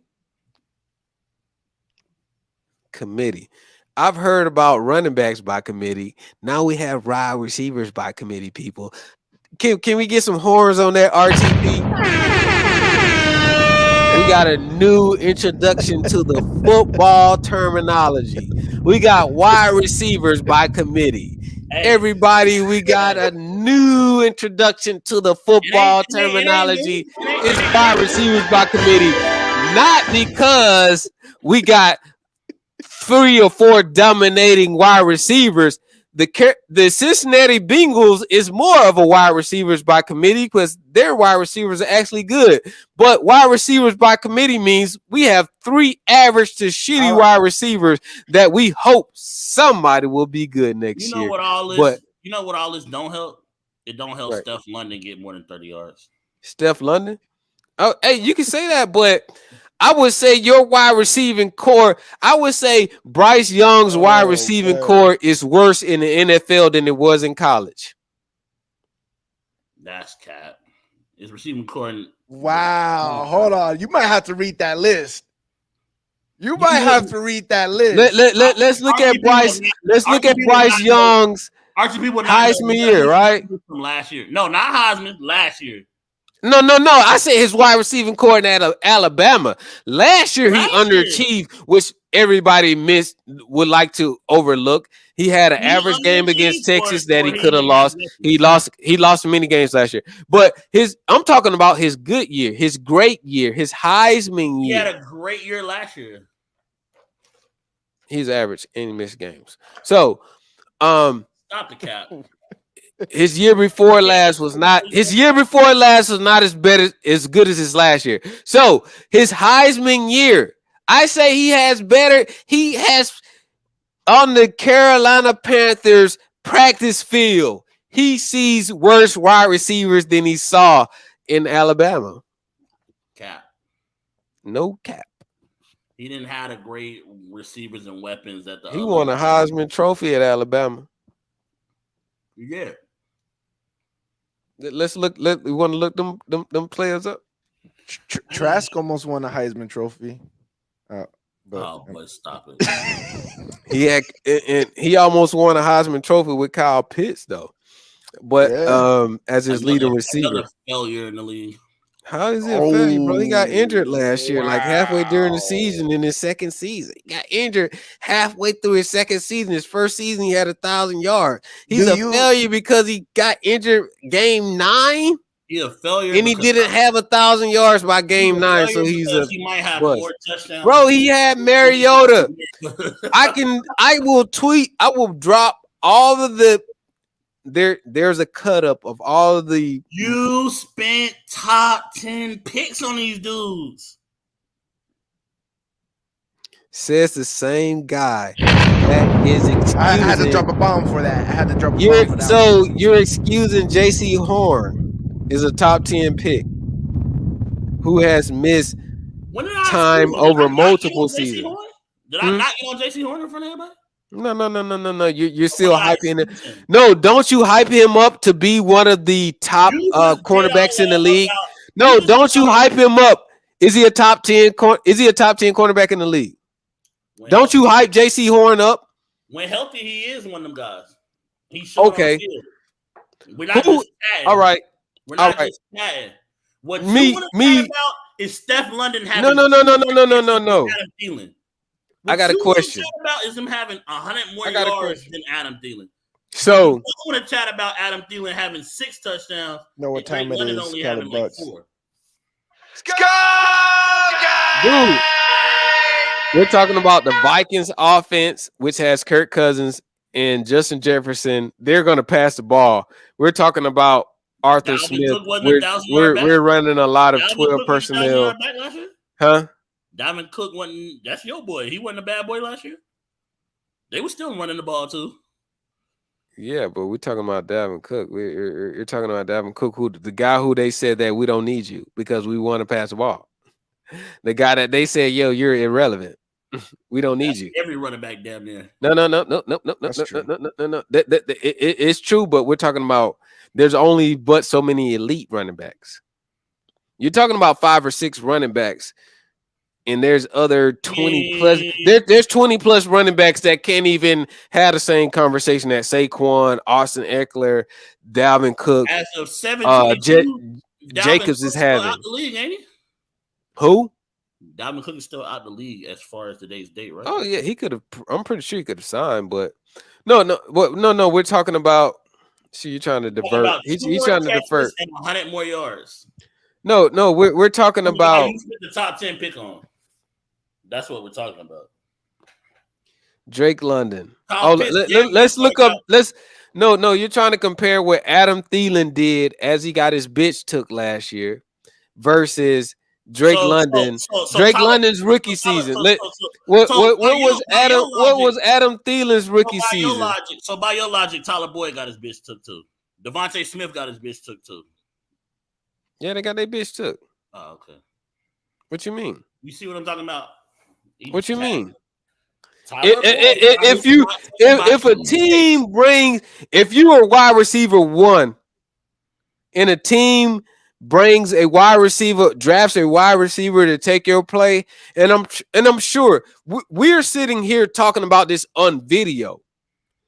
Adam Thielen knows much more than I do that he got his bitch took, and I'm gonna tell you why. Because when he's in that meeting room, when they're going over those first 10 plays, when he was the number 1 read on those plays, and you're becoming a number 2 and number 3 read, you know you got your bitch took when these plays are being drawn up for Justin Jefferson now. You sit back, get in the back seat. You ever watch the Wood? Hey, you ever watch the Wood? The Wood scene when they were leaving the gas station and the dude was crying to the police. He said, "Man, sit your bitch ass crybaby ass in the back seat." Let's be honest though. Justin Jefferson would have took a lot of people's. He would have took a lot of people's. Like everybody's. Pretty much everybody's. But at the same time, Justin Jefferson was picked number 20. What? He wasn't a top 5, top 10 pick. He was picked number 22, I believe. So he was picked number 22 to come and take your job. It was not like he was the obvious top 5 Jamar Chase. He's going to take T. Higgins' spot. They picked him saying, yo, take this motherfucker spot. He ain't going to be shit in 2 years. We're going to get rid of his ass, which they did. Let's go in reverse now. You know what we didn't do to get Adam Thielen? What? In the top 10 pick on him. You spent more. You spent more money. You're spending more money against the cap on Adam Thielen than you are with Drake London. All right, let's go backwards. Right. Sean J. We'll start with you. Name one thing that you're worried about when it comes to the Bucks, and one thing that you think is going to go completely wrong when it comes to the Bucks. Okay, one thing I'm worried about with the Bucks, like the Bucks is the toughest one. Like, no disrespect. Like no disrespect. Like, I hear you. Shots fired. I got because, you. No. Because the strength of your offense is your wide receiving core, but it's just like I have a gun without a firing pin. You don't really have a trigger man on this one. I think your trigger man is in so much question to where they're going to frustrate and cancel out the talent that you have in your wide receiver core. Makes sense. So that's your strength. Defensively, Todd Bowles is really on the hot seat. And I think that it's too much pressure for the defense to carry this team. It's too much pressure on the defense to carry this team. Hold on. Let me ask you both this real quick. Do you guys, because I think a lot of people think Todd Bowles is on the hot seat. Do you think he's on the hot seat because, like, do you think he's rightfully on the hot seat, or do you think it just happens to be where, you know, the situation, how everything's falling together, he's on the hot seat? I personally think he's on the hot seat because if y'all have a bad year, as everybody is thinking, I don't think Todd Bowles is a rebuild or a very young quarterback type of head coach, if you get what I mean. I don't think he's the right head coach to have to build something. If you're going with the number one pick in Caleb Williams and you're trying to give Caleb Williams a great start to his career, I don't think Todd Bowles is that guy. But as far as like without that opinion of you don't think he can do that job, besides that opinion, do you think as him being a head coach has enough gone wrong for him to be on the hot seat? If he was to be on the hot seat? Yeah, yes, for one, because you got to look at the way that he got the job. He didn't get the job through traditional matters. He got the job as basically he was appointed by Bruce Arians. Right. There was a little struggle between Todd and Byron, right? Yeah. But Todd ended up getting it because he has the leadership, he has the pedigree. Yeah. Well, although it being short, but he does have the pedigree to be a head coach. But you got to look at the way that he got it. That's just like the analogy of like if a woman get a man through cheating, you can't be surprised if that man cheats on her, right? You got that man through cheating.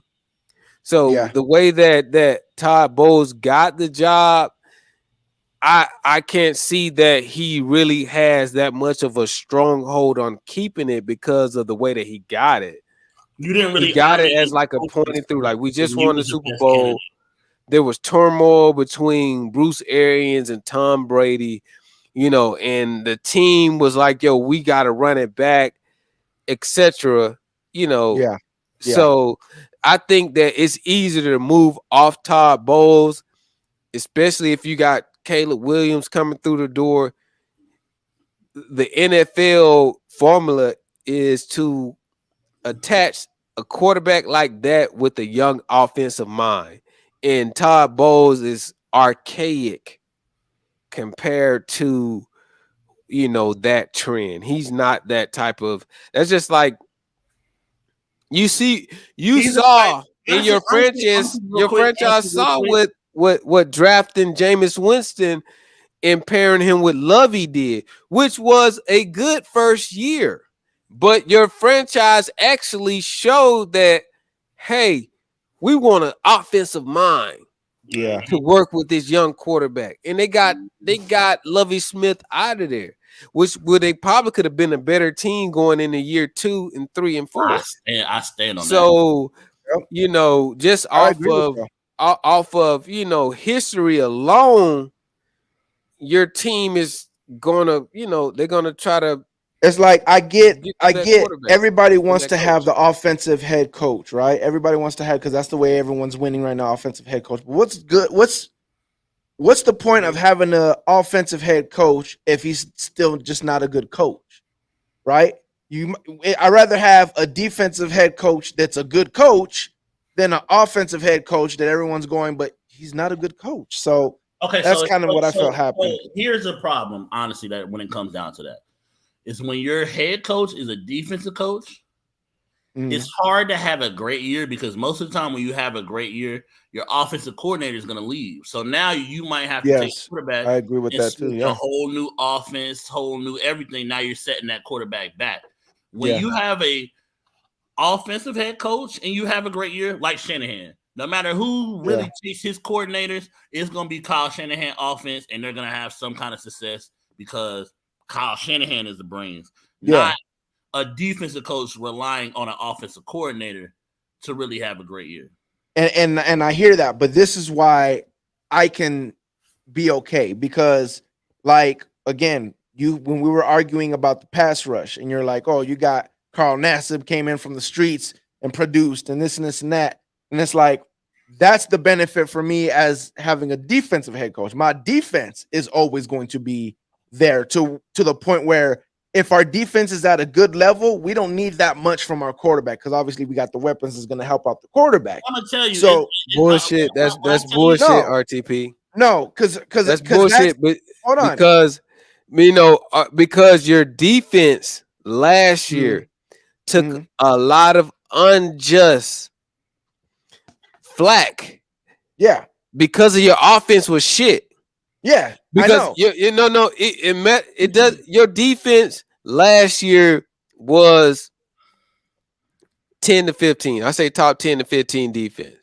But they didn't get half the credit that they deserve because your offense was that shitty, bro. Yeah, I understand that, but this is what I'm saying. When it might not sound good for winning divisions, right? Because once the defense goes down, there goes the season. Or if your offense just doesn't put up enough, there goes your season. But when you have a head coach that has your defense that's always turning, always doing good, and no matter who we bring in, we can bring out some more guys and we can, let go of this contract because we got another guy coming in that we trained and like the way we've been doing, we've been, developing these players and our defense is always staying strong. All we have to do is wait for that year like we did with Brady. Hey, Aaron Rodgers doesn't want to play over there no more. Come over here. Stafford, come over here. Whoever, whatever. We just got to catch that free agent. Now we're contenders. So even though it won't be like, okay, we're always fighting for division titles every year because, if you're relying on your defense, then that can change in a year. You can't be consistent like you can with an offense. Even though we won't be consistently fighting for the division, as soon as we get that one quarterback that just has to give us a little, because our defense is usually on point every other year, you know what I'm saying, or 2 years in a row or whatever, boom, we're contenders. So I see both sides. Now, obviously, I do agree it's easier offensively where you just got your quarterback, you got your offense, and it's always doing that, and then you just need your defense to do a little bit something. Obviously, that's good, but I think that's harder to hit, and they're both hard to hit, So if I already hit on a defensive guy, unless I know for sure I'm getting a fire offensive head coach that we already know is going to be fire, why move from it, bro? Like, I got someone that I know is going to be turning out top 10 defenses, if that, you know what I'm saying? So I don't know. I told you what's the best thing about Todd Bowles, in my opinion. Yes, he can make nobody and still have pressure and still create production. Not even just that. It's that what I say he will have, what he has is what a lot of coaches don't have, is that he trusts in his stuff so much that he's determined to do it his way. So some coordinators or some coaches, when y'all be blitzing crazy like that and y'all get beat over the top, some coaches get scared and now they're not doing their thing for the rest of the game or for a couple games or for the whole year. Todd Bowles is like, even when we get beat over the top, we still gonna blitz these dudes. Like, I'm gonna stick to my guns and eventually my defense is gonna work. And that's really, to me, what his greatest attribute is. Yeah. So, Shon, so you said I agree with Aries, man. Salute to Aries, man. But I do agree with Aries, right? Because you got to look at it as do you give Todd Bowles credit for the defensive performance last year?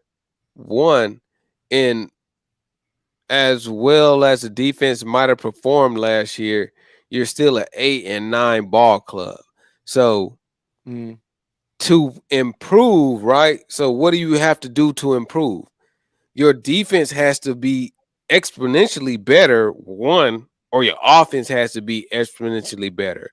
Offensively, I don't really see that with Baker Mayfield and Kyle Trask. Like, if you're saying everything else is constant and we're going to remove Tom Brady and we're going to throw Kyle Trask and Baker Mayfield into that offense, I don't see a seismic rise out of that offense. Like, what have you added to that offense to inject a rise out of it? Yes, I can tell you. Yes, Brady was bad, but there's also going to be moments where Brady would know not to make a mistake, whether it's a fumble, a pick, or something that in a key situation, a Baker Mayfield might not know or might do, or that a Kyle Trask might not or might not do. Where Brady might just say, "Hey, let me take this loss, or let me take this throwaway." Other guys are going to try to force it, and sometimes there's going to be points. And that's where it's on the OC though. And this is where I'll say is the difference, Shon. We don't have the difference between last year and the other 2 years is simple, right? The other 2 years we were, Brady tried to get us down the field, and while you try to get us down the field, we taking shots. Last year it was just Brady take us down the field. Brady did not want to shoot down the field. He just didn't. He did not want to shoot down the field. I don't know if his arm, whatever. He just didn't want to shoot down the field. Besides so what I'm shot the game against us. Besides the last game of the season. I mean, besides the Panthers game. Yeah. Which I think he just was like, wait, can I do it again? And he did it. Hey, I don't know. But this is my point. This is the difference. I think as long as we take calculated shots, that's all that matters. In my opinion, there is no way that we take 5 or 6 shots down the field to Mike Evans and Trey Palmer, who's a speedster, and not get down the field. And once we get down the field, we got, again, Chris Godwin, we got Mike Evans, we got our tight ends because I don't look at our tight ends like, oh, we can throw, and get down the field. Bro. I was about to say, when has Baker Mayfield ever orchestrated an offense like that? One, and two. Go ahead. When has Baker Mayfield ever? No, I understand that part. That's probably the main reason why I want Trask, because I know Trask will take those shots. In fact, again, I just said we watched the game with the Falcons. He had I think 6 throws or something like that, or 8 throws. 2 of them were shots. Trask, his very first throw when he was with the Tampa Bay Buccaneers, his first year in the preseason, his very first throw was a shot down the field. Last year, that's him, or that's because you have that excites you. I don't know, but what I do know is he's less afraid to take shots than Baker Mayfield. I do know that. But here's the difference. Bucks raising boats that Browns teams were good, but it was not with Baker Mayfield slinging the ball around the field. Oh, of course. And he's a number 1 killer. And my thing with that I don't want you to underestimate RTP is that Tom Brady threw a lot of ground balls last year. He threw more ground balls than a pregame of an MLB baseball game, right? So he threw a lot of ground balls last year, but he most likely ended a lot of drives with a punt. Like on 3rd down, if somebody got close to him, he's throwing the ball in the fucking dirt. No questions asked. Yeah. But Baker Mayfield, is he making that decision? Is he ending those drives with a kick? Or is Kyle Trask, like you said, that will take the shot down the field 5 or 6 times? Yeah. You're putting the ball in jeopardy much more. Yes. What effect will that have on your team? But and that's so great that if you just throw it up, Mike gonna figure it out. But that's the thing. I think because I think that our OC can do that, and that's the thing. If our OC does it where it's okay, let's run the ball, let's throw some screens, we're not trying to really drive down the field, right? We were just trying to, did you give us something? You missed a tackle. We had a big gain. Here's a perfect opportunity to throw down the field. Now let's take some shots down the field. And we get down there. All right, bring out the plays. Let's try to score a touchdown here. There's no way in my mind. There's no way in my mind, bro. When I watch Mike Evans all these years, there's no way in my mind that I don't see Mike Evans getting the ball down the field. Just throw it up there. You're gonna hit it. They're not gonna. No one's gonna out jump Mike Evans. You're gonna get it. You're gonna get a catch down the field. You don't think Baker's gonna underthrow, overthrow? Baker never been a 5-step drop quarterback. No, that's and the last time we watched film, I said it. We watched film on Baker, and the thing is, we have to roll Baker out. If Baker's in the pocket, I have no type of confidence in Baker doing anything besides a screen throw or checking it down. That's the only confidence I have in Baker. But if you roll Baker out, he is a completely different quarterback. He will throw a little bit down the field. He will hit the sideline. He will throw 15 yards. That is, you got to have a run game. You don't need to have a run game to roll him out. You got to have a threat. You don't need it. You got to be able to play action there. But when you roll out, but you got to think about it, RTP. Okay, if you're saying for him to be successful, he has to roll out. Normally, when you're rolling out, you only really have 2 reads on a rollout. Yes. You're cutting the field in half. Yes. So agreed. When you cut the field in half, you're saying that you got to have Mike Evans and Chris Godwin on the same side. Like you're really cutting into your efficiency. I understand, but here's the thing. Here's the thing. One, this is the dang offense has been going around. That's one. Number 2, when you say you only have 2 like routes or whatever, that's the whole point of protecting the quarterback. I don't mind that because I'm not sitting here like, well, we're not giving Baker a whole bunch of routes to throw to. Good. Because I don't want him throwing an interception. So look at this route, look at that route. They not open, throw it away, go to the next dang play. You know what I'm saying? Like, I understand. That's not Baker. If you say that to Baker, what do you mean that's not Baker? Baker is still going to try to force it, or Baker is going to wait until he takes that hit and fumble it, or because you're gonna see 1 or 2. If you don't see 1 or 2, like you say, throw the ball away. Tom Brady knows that. 3 is he's gonna look 3 backside. Is he gonna take that chance 3 backside and he's gonna try to make his way back to 1 or 2 and throw it before throwing it away? What I seen from Baker is when he rolls out the pocket, he looks legit like a legit quarterback, starting quarterback. Like he looks better. He doesn't look too bad. But when he's Baker in the pocket, also thinks he's a gunslinger in his head. He thinks in his head like he can make plays. Now, like that. I think that was with you guys, and I've seen that with the Carolina too. He's a number 1 draft pick. He's a Heisman winner. The last season that I saw him with the Browns, he looked like he was afraid to throw the ball. That's what I saw. But I'm talking about before that. Oh yeah, see, I don't know. I just watched his last year with the Browns, and I watched his year, this year that just passed. And last year with the Browns, he didn't want to throw the ball, especially when he was in the pocket. It looked like he was fake going through his progressions, and he just checked the ball down. Like he did not want to throw the ball. And I'll be like, bro, he would look at somebody and he'd be like, he's open, throw it. Oh my God, you missed the opportunity. And he just like, no, and then he just check it down. Like he looks so scared. I don't know, bro. But again, I'm not sitting here saying that I expect Baker. That was the biggest thing that we heard him was not rolling him out enough. And once he started having the batted passes syndrome, he just went on with it. Like, I listen. Like at some point, it was before the Carolina Panthers, dog. It was before the Panthers. He had the batted passes. He went OD. But it really, like last year. Like he had drives where it would be first, second, third down. You got the ball batted down all 3 plays. Like what are you doing? That Arizona game was horrible. Like he was getting passes batted. Crazy Arizona game last year with the Zach Allen. So that probably got Zach Allen. That game got Zach Allen paid. So this is what I'm worried. We'll talk about our quarterbacks because obviously we haven't did that, and that's huge.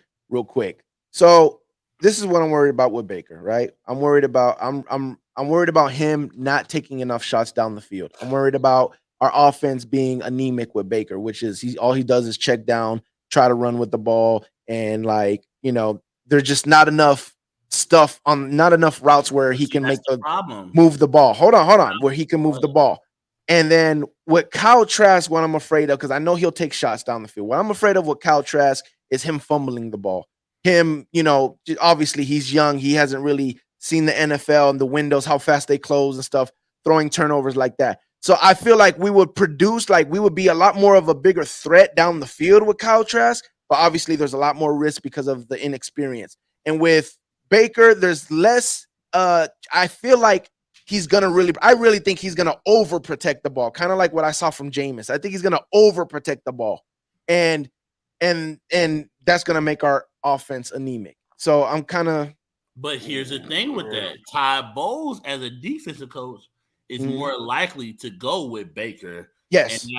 that philosophy of just don't turn the ball over. And I'm gonna trust in my defense. So, Shon, what do you think your ups and downs of your quarterback? My quarterback, man, to the upside is that he's not going to be asked to do a lot, right? So the upside to him is, can you be Ryan Tannehill, right? If you can reach Ryan Tannehill heights for Arthur Smith offense, that is success. That is Arthur Smith and Ryan Tannehill was a top 3 AFC seed while they were there. The Titans were 1, 2, 3 seed when they fell out of the spot, but during the season with Arthur Smith, Tannehill, Derrick Henry, they were 1 and 2 seed. Right. They that year, people forget that they blew a lead to the Kansas City Chiefs that year when they were a top seed in the AFC. So I think quarterback wise, can we protect Desmond Ridder and not expose him to a lot?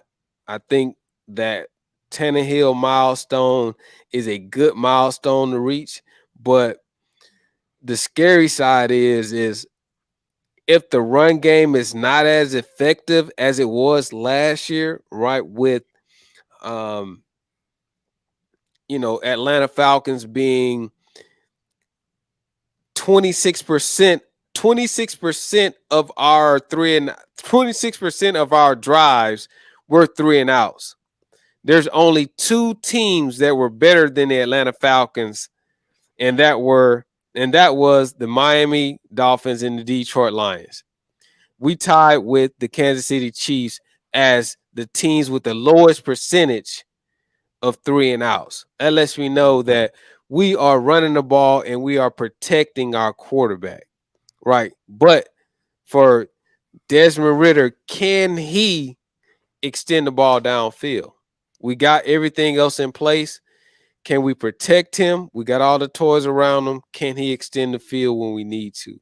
So that's my question about him. It's not about his ability. There's not tape to show that he has the propensity to throw it to the other team or to fumble. There's no turnover tape out there. Can he make his game better, extend the ball down the field, and protect the ball continually for this team to progress? So, yeah. Can he be elite? Can he be elite? That's my thing. Can he be average? I'm hoping he can be average. If he can be elite, then we got something there. But if he can't be elite, then we got to start looking at quarterback options in the future. Before you go, I'm not sold on him. Let me just say, and again, we're speaking football. We're not hating or talking. I mean, I don't matter if you talk trash or whatever, but I'm being real. I'm not trying to talk trash, but I think Tannehill I think that's like, if he can reach Tannehill, I'd be very surprised, bro. And I don't know, man. Like, I mean, we got to remember Tannehill, though. We got to remember what Tannehill was coming out of college. He was a wide receiver converted. He was casted off from Miami. He wasn't really that acclaimed when he left Miami. When he left Miami, I don't think he really done shit. Go ahead. I can't hear you, T Money. I said he made it to the playoffs that last year, though. Tannehill could make big throws down the field, but we're talking about skill set wise. Like, Tannehill has never. I still see. You can tell me what Tannehill did his last year in Miami. Can Desmond Ridder kind of recreate that next year? Like, Tannehill has never. What is Tannehill's strength? I have to see Ridder make some of the big down the field throws that I've seen Tannehill. Right. Make. Okay. I just feel like, bro, honestly, I feel like his ceiling and I'm not even talking about last year Mariota, because I think Mariota got in his own head. If again you saw the Netflix thing, you could tell he got in his own head. He's weak-minded. He might have. Very. Yeah, you can tell. You can tell.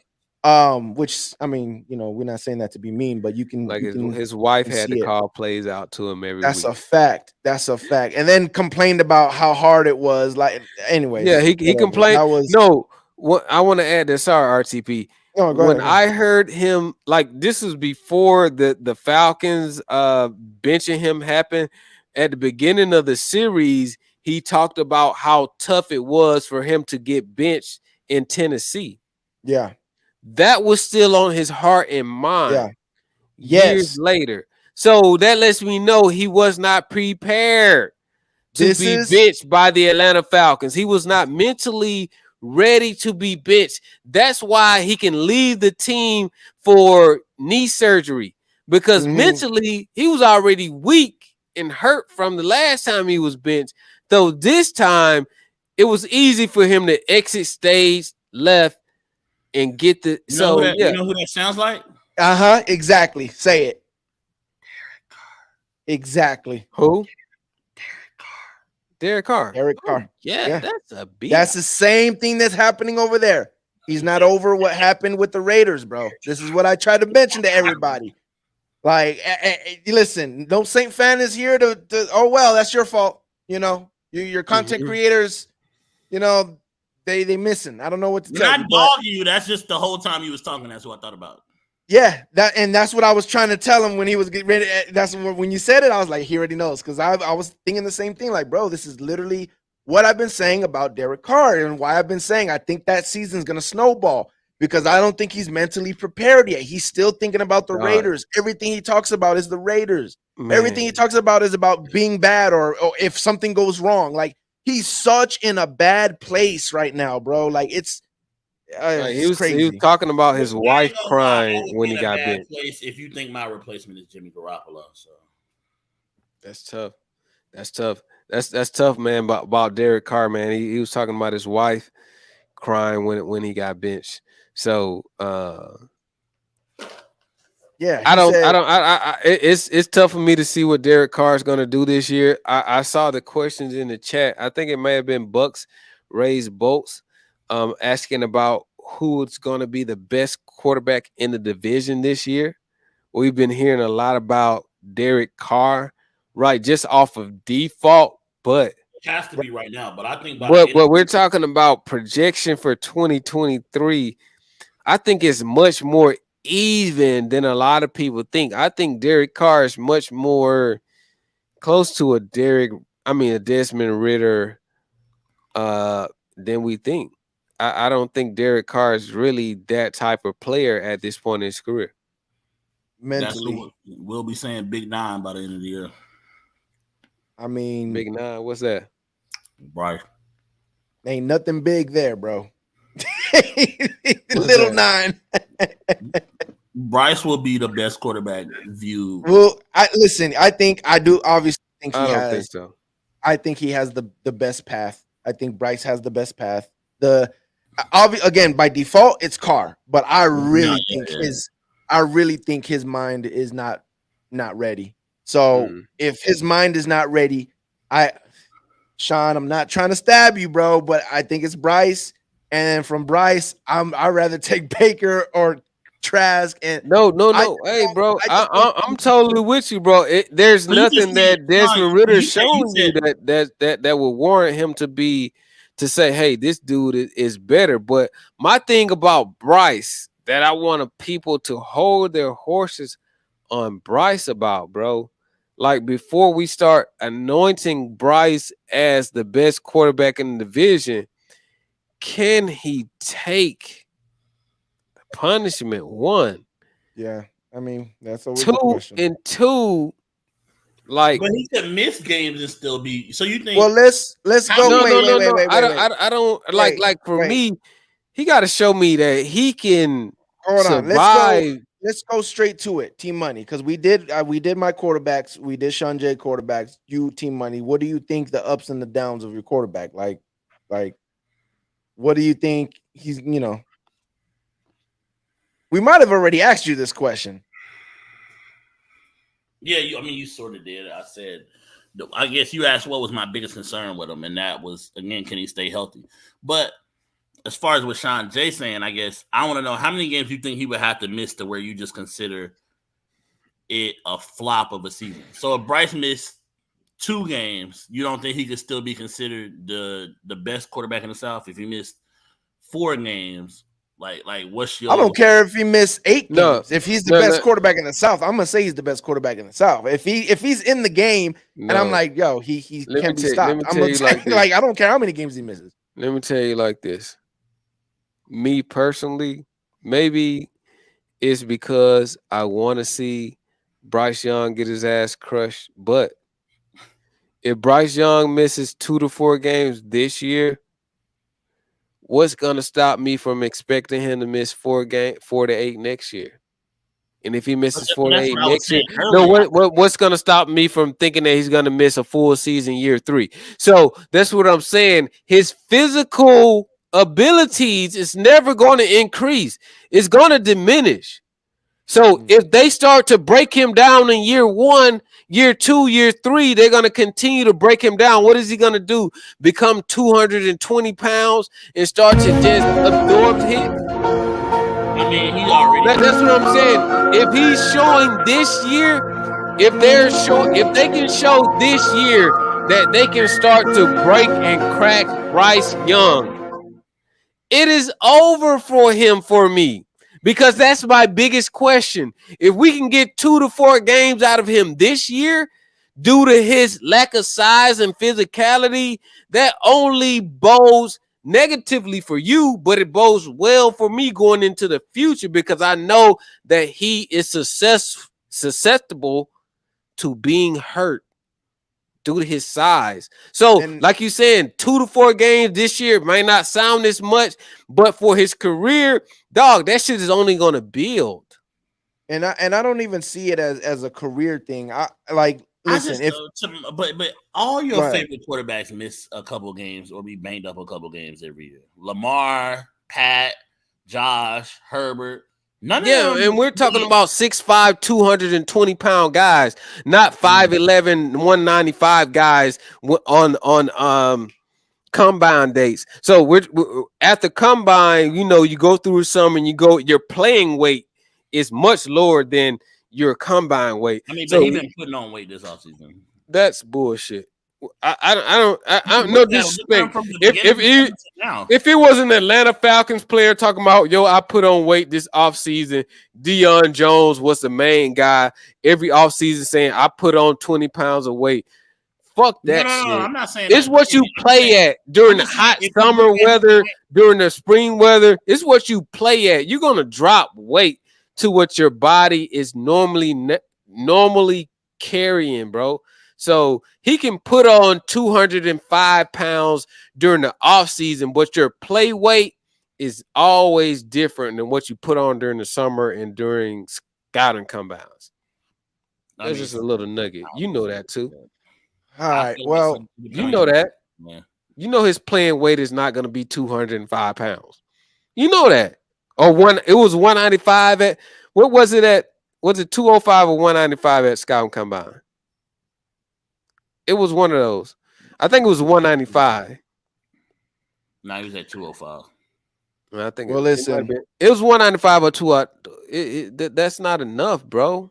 We got training camp coming around the corner, bro. Next thing you know, preseason's coming around the corner after that, and then the season's gonna start. So we got we're gonna have a lot to talk about next week. Hopefully, while this training camp stuff happens. You already know how it goes in the DMs with the DM gang. We're gonna be putting stuff and articles and videos of training camp. So we're gonna have plenty to talk about next week when we come back. See if maybe one of you guys want to host it completely or something, and whatever. It don't matter to me. Hopefully we have some more people. Hopefully we have a Saint fan in here as well, talking about some training camp. Any last subscribe? Yeah. There you go. Subscribe to the channel. Sean J, if you want to give your channel shout out and everything. Hey, yeah, man. Subscribe to my channel, bro. Like we were talking before we got on here, man. We're about to create so much we're about to create so much content just by the combination of creators that we have, man. So tap into my channel. It's gonna be different content, all new shit, but it's going to be centered around the same things that we talk about, but you're going to get it in a different form, a different format, something that's unique. So tap into the channel, subscribe, like, share, let's everybody. I think we all should be doing that within our community, right? If you're watching right now, you're in the community, right? Even if you're just commenting, even if you're just watching, you're a part of the community because you're interested in what somebody on this panel has to say. So, like, share, and subscribe, and if it's dope, tell a friend about it, tell a friend to tell a friend about it. I mean, it's on us to create dope content, and that's my goal, is to create dope content for you to keep coming back to. So subscribe to the channel, man. We're going to be here all year as we go through and win this division, baby. You already know. Panthers Buzz, FSU 23. He already know me. He know what I'm about. We FSU fans. I've dogged him over 10 years now, so he already know what my channel is about. So salute, man. Tap in. It's your boy Shon J, man. You already know what it is. T-Money, let him know. Sort of like going off of what Shon J was saying, there's nothing wrong with knowing what your rivals are up to. And I felt like the three of us have always been big about that. We're not just stuck in Panther world where we're only watching Panther videos all day. I'm going to kind of check in with some of the Bucks content creators, just talking about what some of the Falcon content creators are. The Saints, really TJ, but checking in what they talking about over there. So there's nothing wrong with that. But my channel is MrTmoney1993. Again, trying to come with Panther content, trying to keep everybody updated on what we're doing. And love, hate, I don't mind it, man. I'm here. Both sides, both ways. You want to argue, we can argue. You want to debate, we can debate. Whatever you want to do. Just watch. There it is. And you already know our TP here with the Pewter and Red podcast. Always got to slow down when I say that. Pewter and Red podcast. So we here, man. Again, we don't have any Saint fan yet, but we're working on that, getting some Saints content creators. And then, again, I say the same thing to my subscribers. Don't just follow the Bucks, man. We got to know the enemy. You got to know the enemy. So check out Shon J's channel. Check out Mr. T Money's channel. And again, we still got another Panthers content creator that comes in here. He just didn't show up today, but we got another Panthers content creator, and we got another Bucks content creator that's going to be in here with us as well. So we're trying to get as not just, four. I mean, I don't know how it's going to end up because we're all just trying to do, figure this out as we're going. But we might have different visions. But as far as me, man, I'm just trying to have a room full of warriors and, like, you know what I'm saying? Warriors, right. And just let's is get a TTC rebrand, bro. Like pretty much. Like I was watching some assignments like last week, talking about how the TTC is really coming to an end due to their lack of direction. But I think that this is the next phase of the TTC because trash talking will never stop. That's embedded in me, right? That's in me since I was a child. I'm gonna trash talk about somebody's team, but the evolution of the TTC, which I want to keep the community vibe. If we can keep the community vibe of it, but there's more structure to it, and it's not just centered and focused on, like, I'm gonna talk trash about T-Money, right? I don't, no disrespect, but I don't care to talk trash about T-Money personally. I don't know T-Money, but I'll talk trash about your team all day, every fucking day, because that's what I'm about. I think the thing is, I think we all took our bumps, lumps when it comes to understanding where the line is. Like we get it now. You know what I'm saying? Like I think we get it now, and we know how now to. We're older. We're older. Yeah, that too. But I think we understand how to focus more on the team. Like we know where we went wrong. We know where the TTC went wrong. So now that we know how to focus and how to just like, yeah, we could throw the side in. And since we've done so much worse, you know what I'm saying? As trash talking, we've done so much worse that now we can give the little jabs, and really we know if I know you could really do dirty if you want to do, you know what I'm saying? I know we can really get dirty, but now we know how to angle it to where we can just keep it dirty about the teams. We don't have to take we don't have to take the cheap shots, the personal shots. All of that shit is really unnecessary, right? If you're really skillful at this shit, as we claim we are skillful, I can kill you based on your quarterback room alone, right?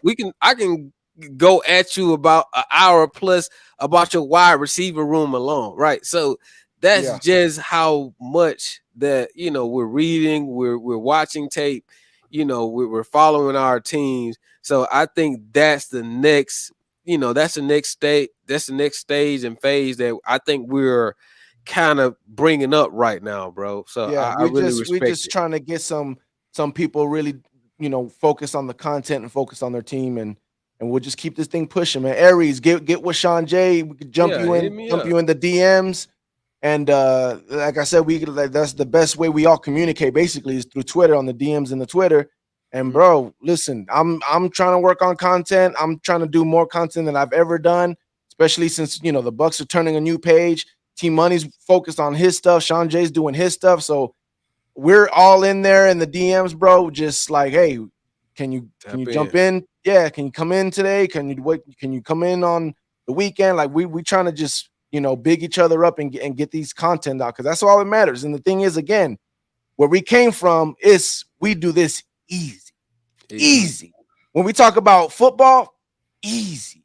When we talk about trash talking and make it a little bit more entertaining than everybody else, easy. Like we do this easy. And when we see all the other content that everybody else is doing on YouTube, since it started blowing up and everyone started doing football content, we're like, I don't know about y'all, but I be looking at it like, yo, we could be kings of this, bro, because we do this easy. We already automatically fanatics about our team and gonna know as much as possible about our team. That's the easy part.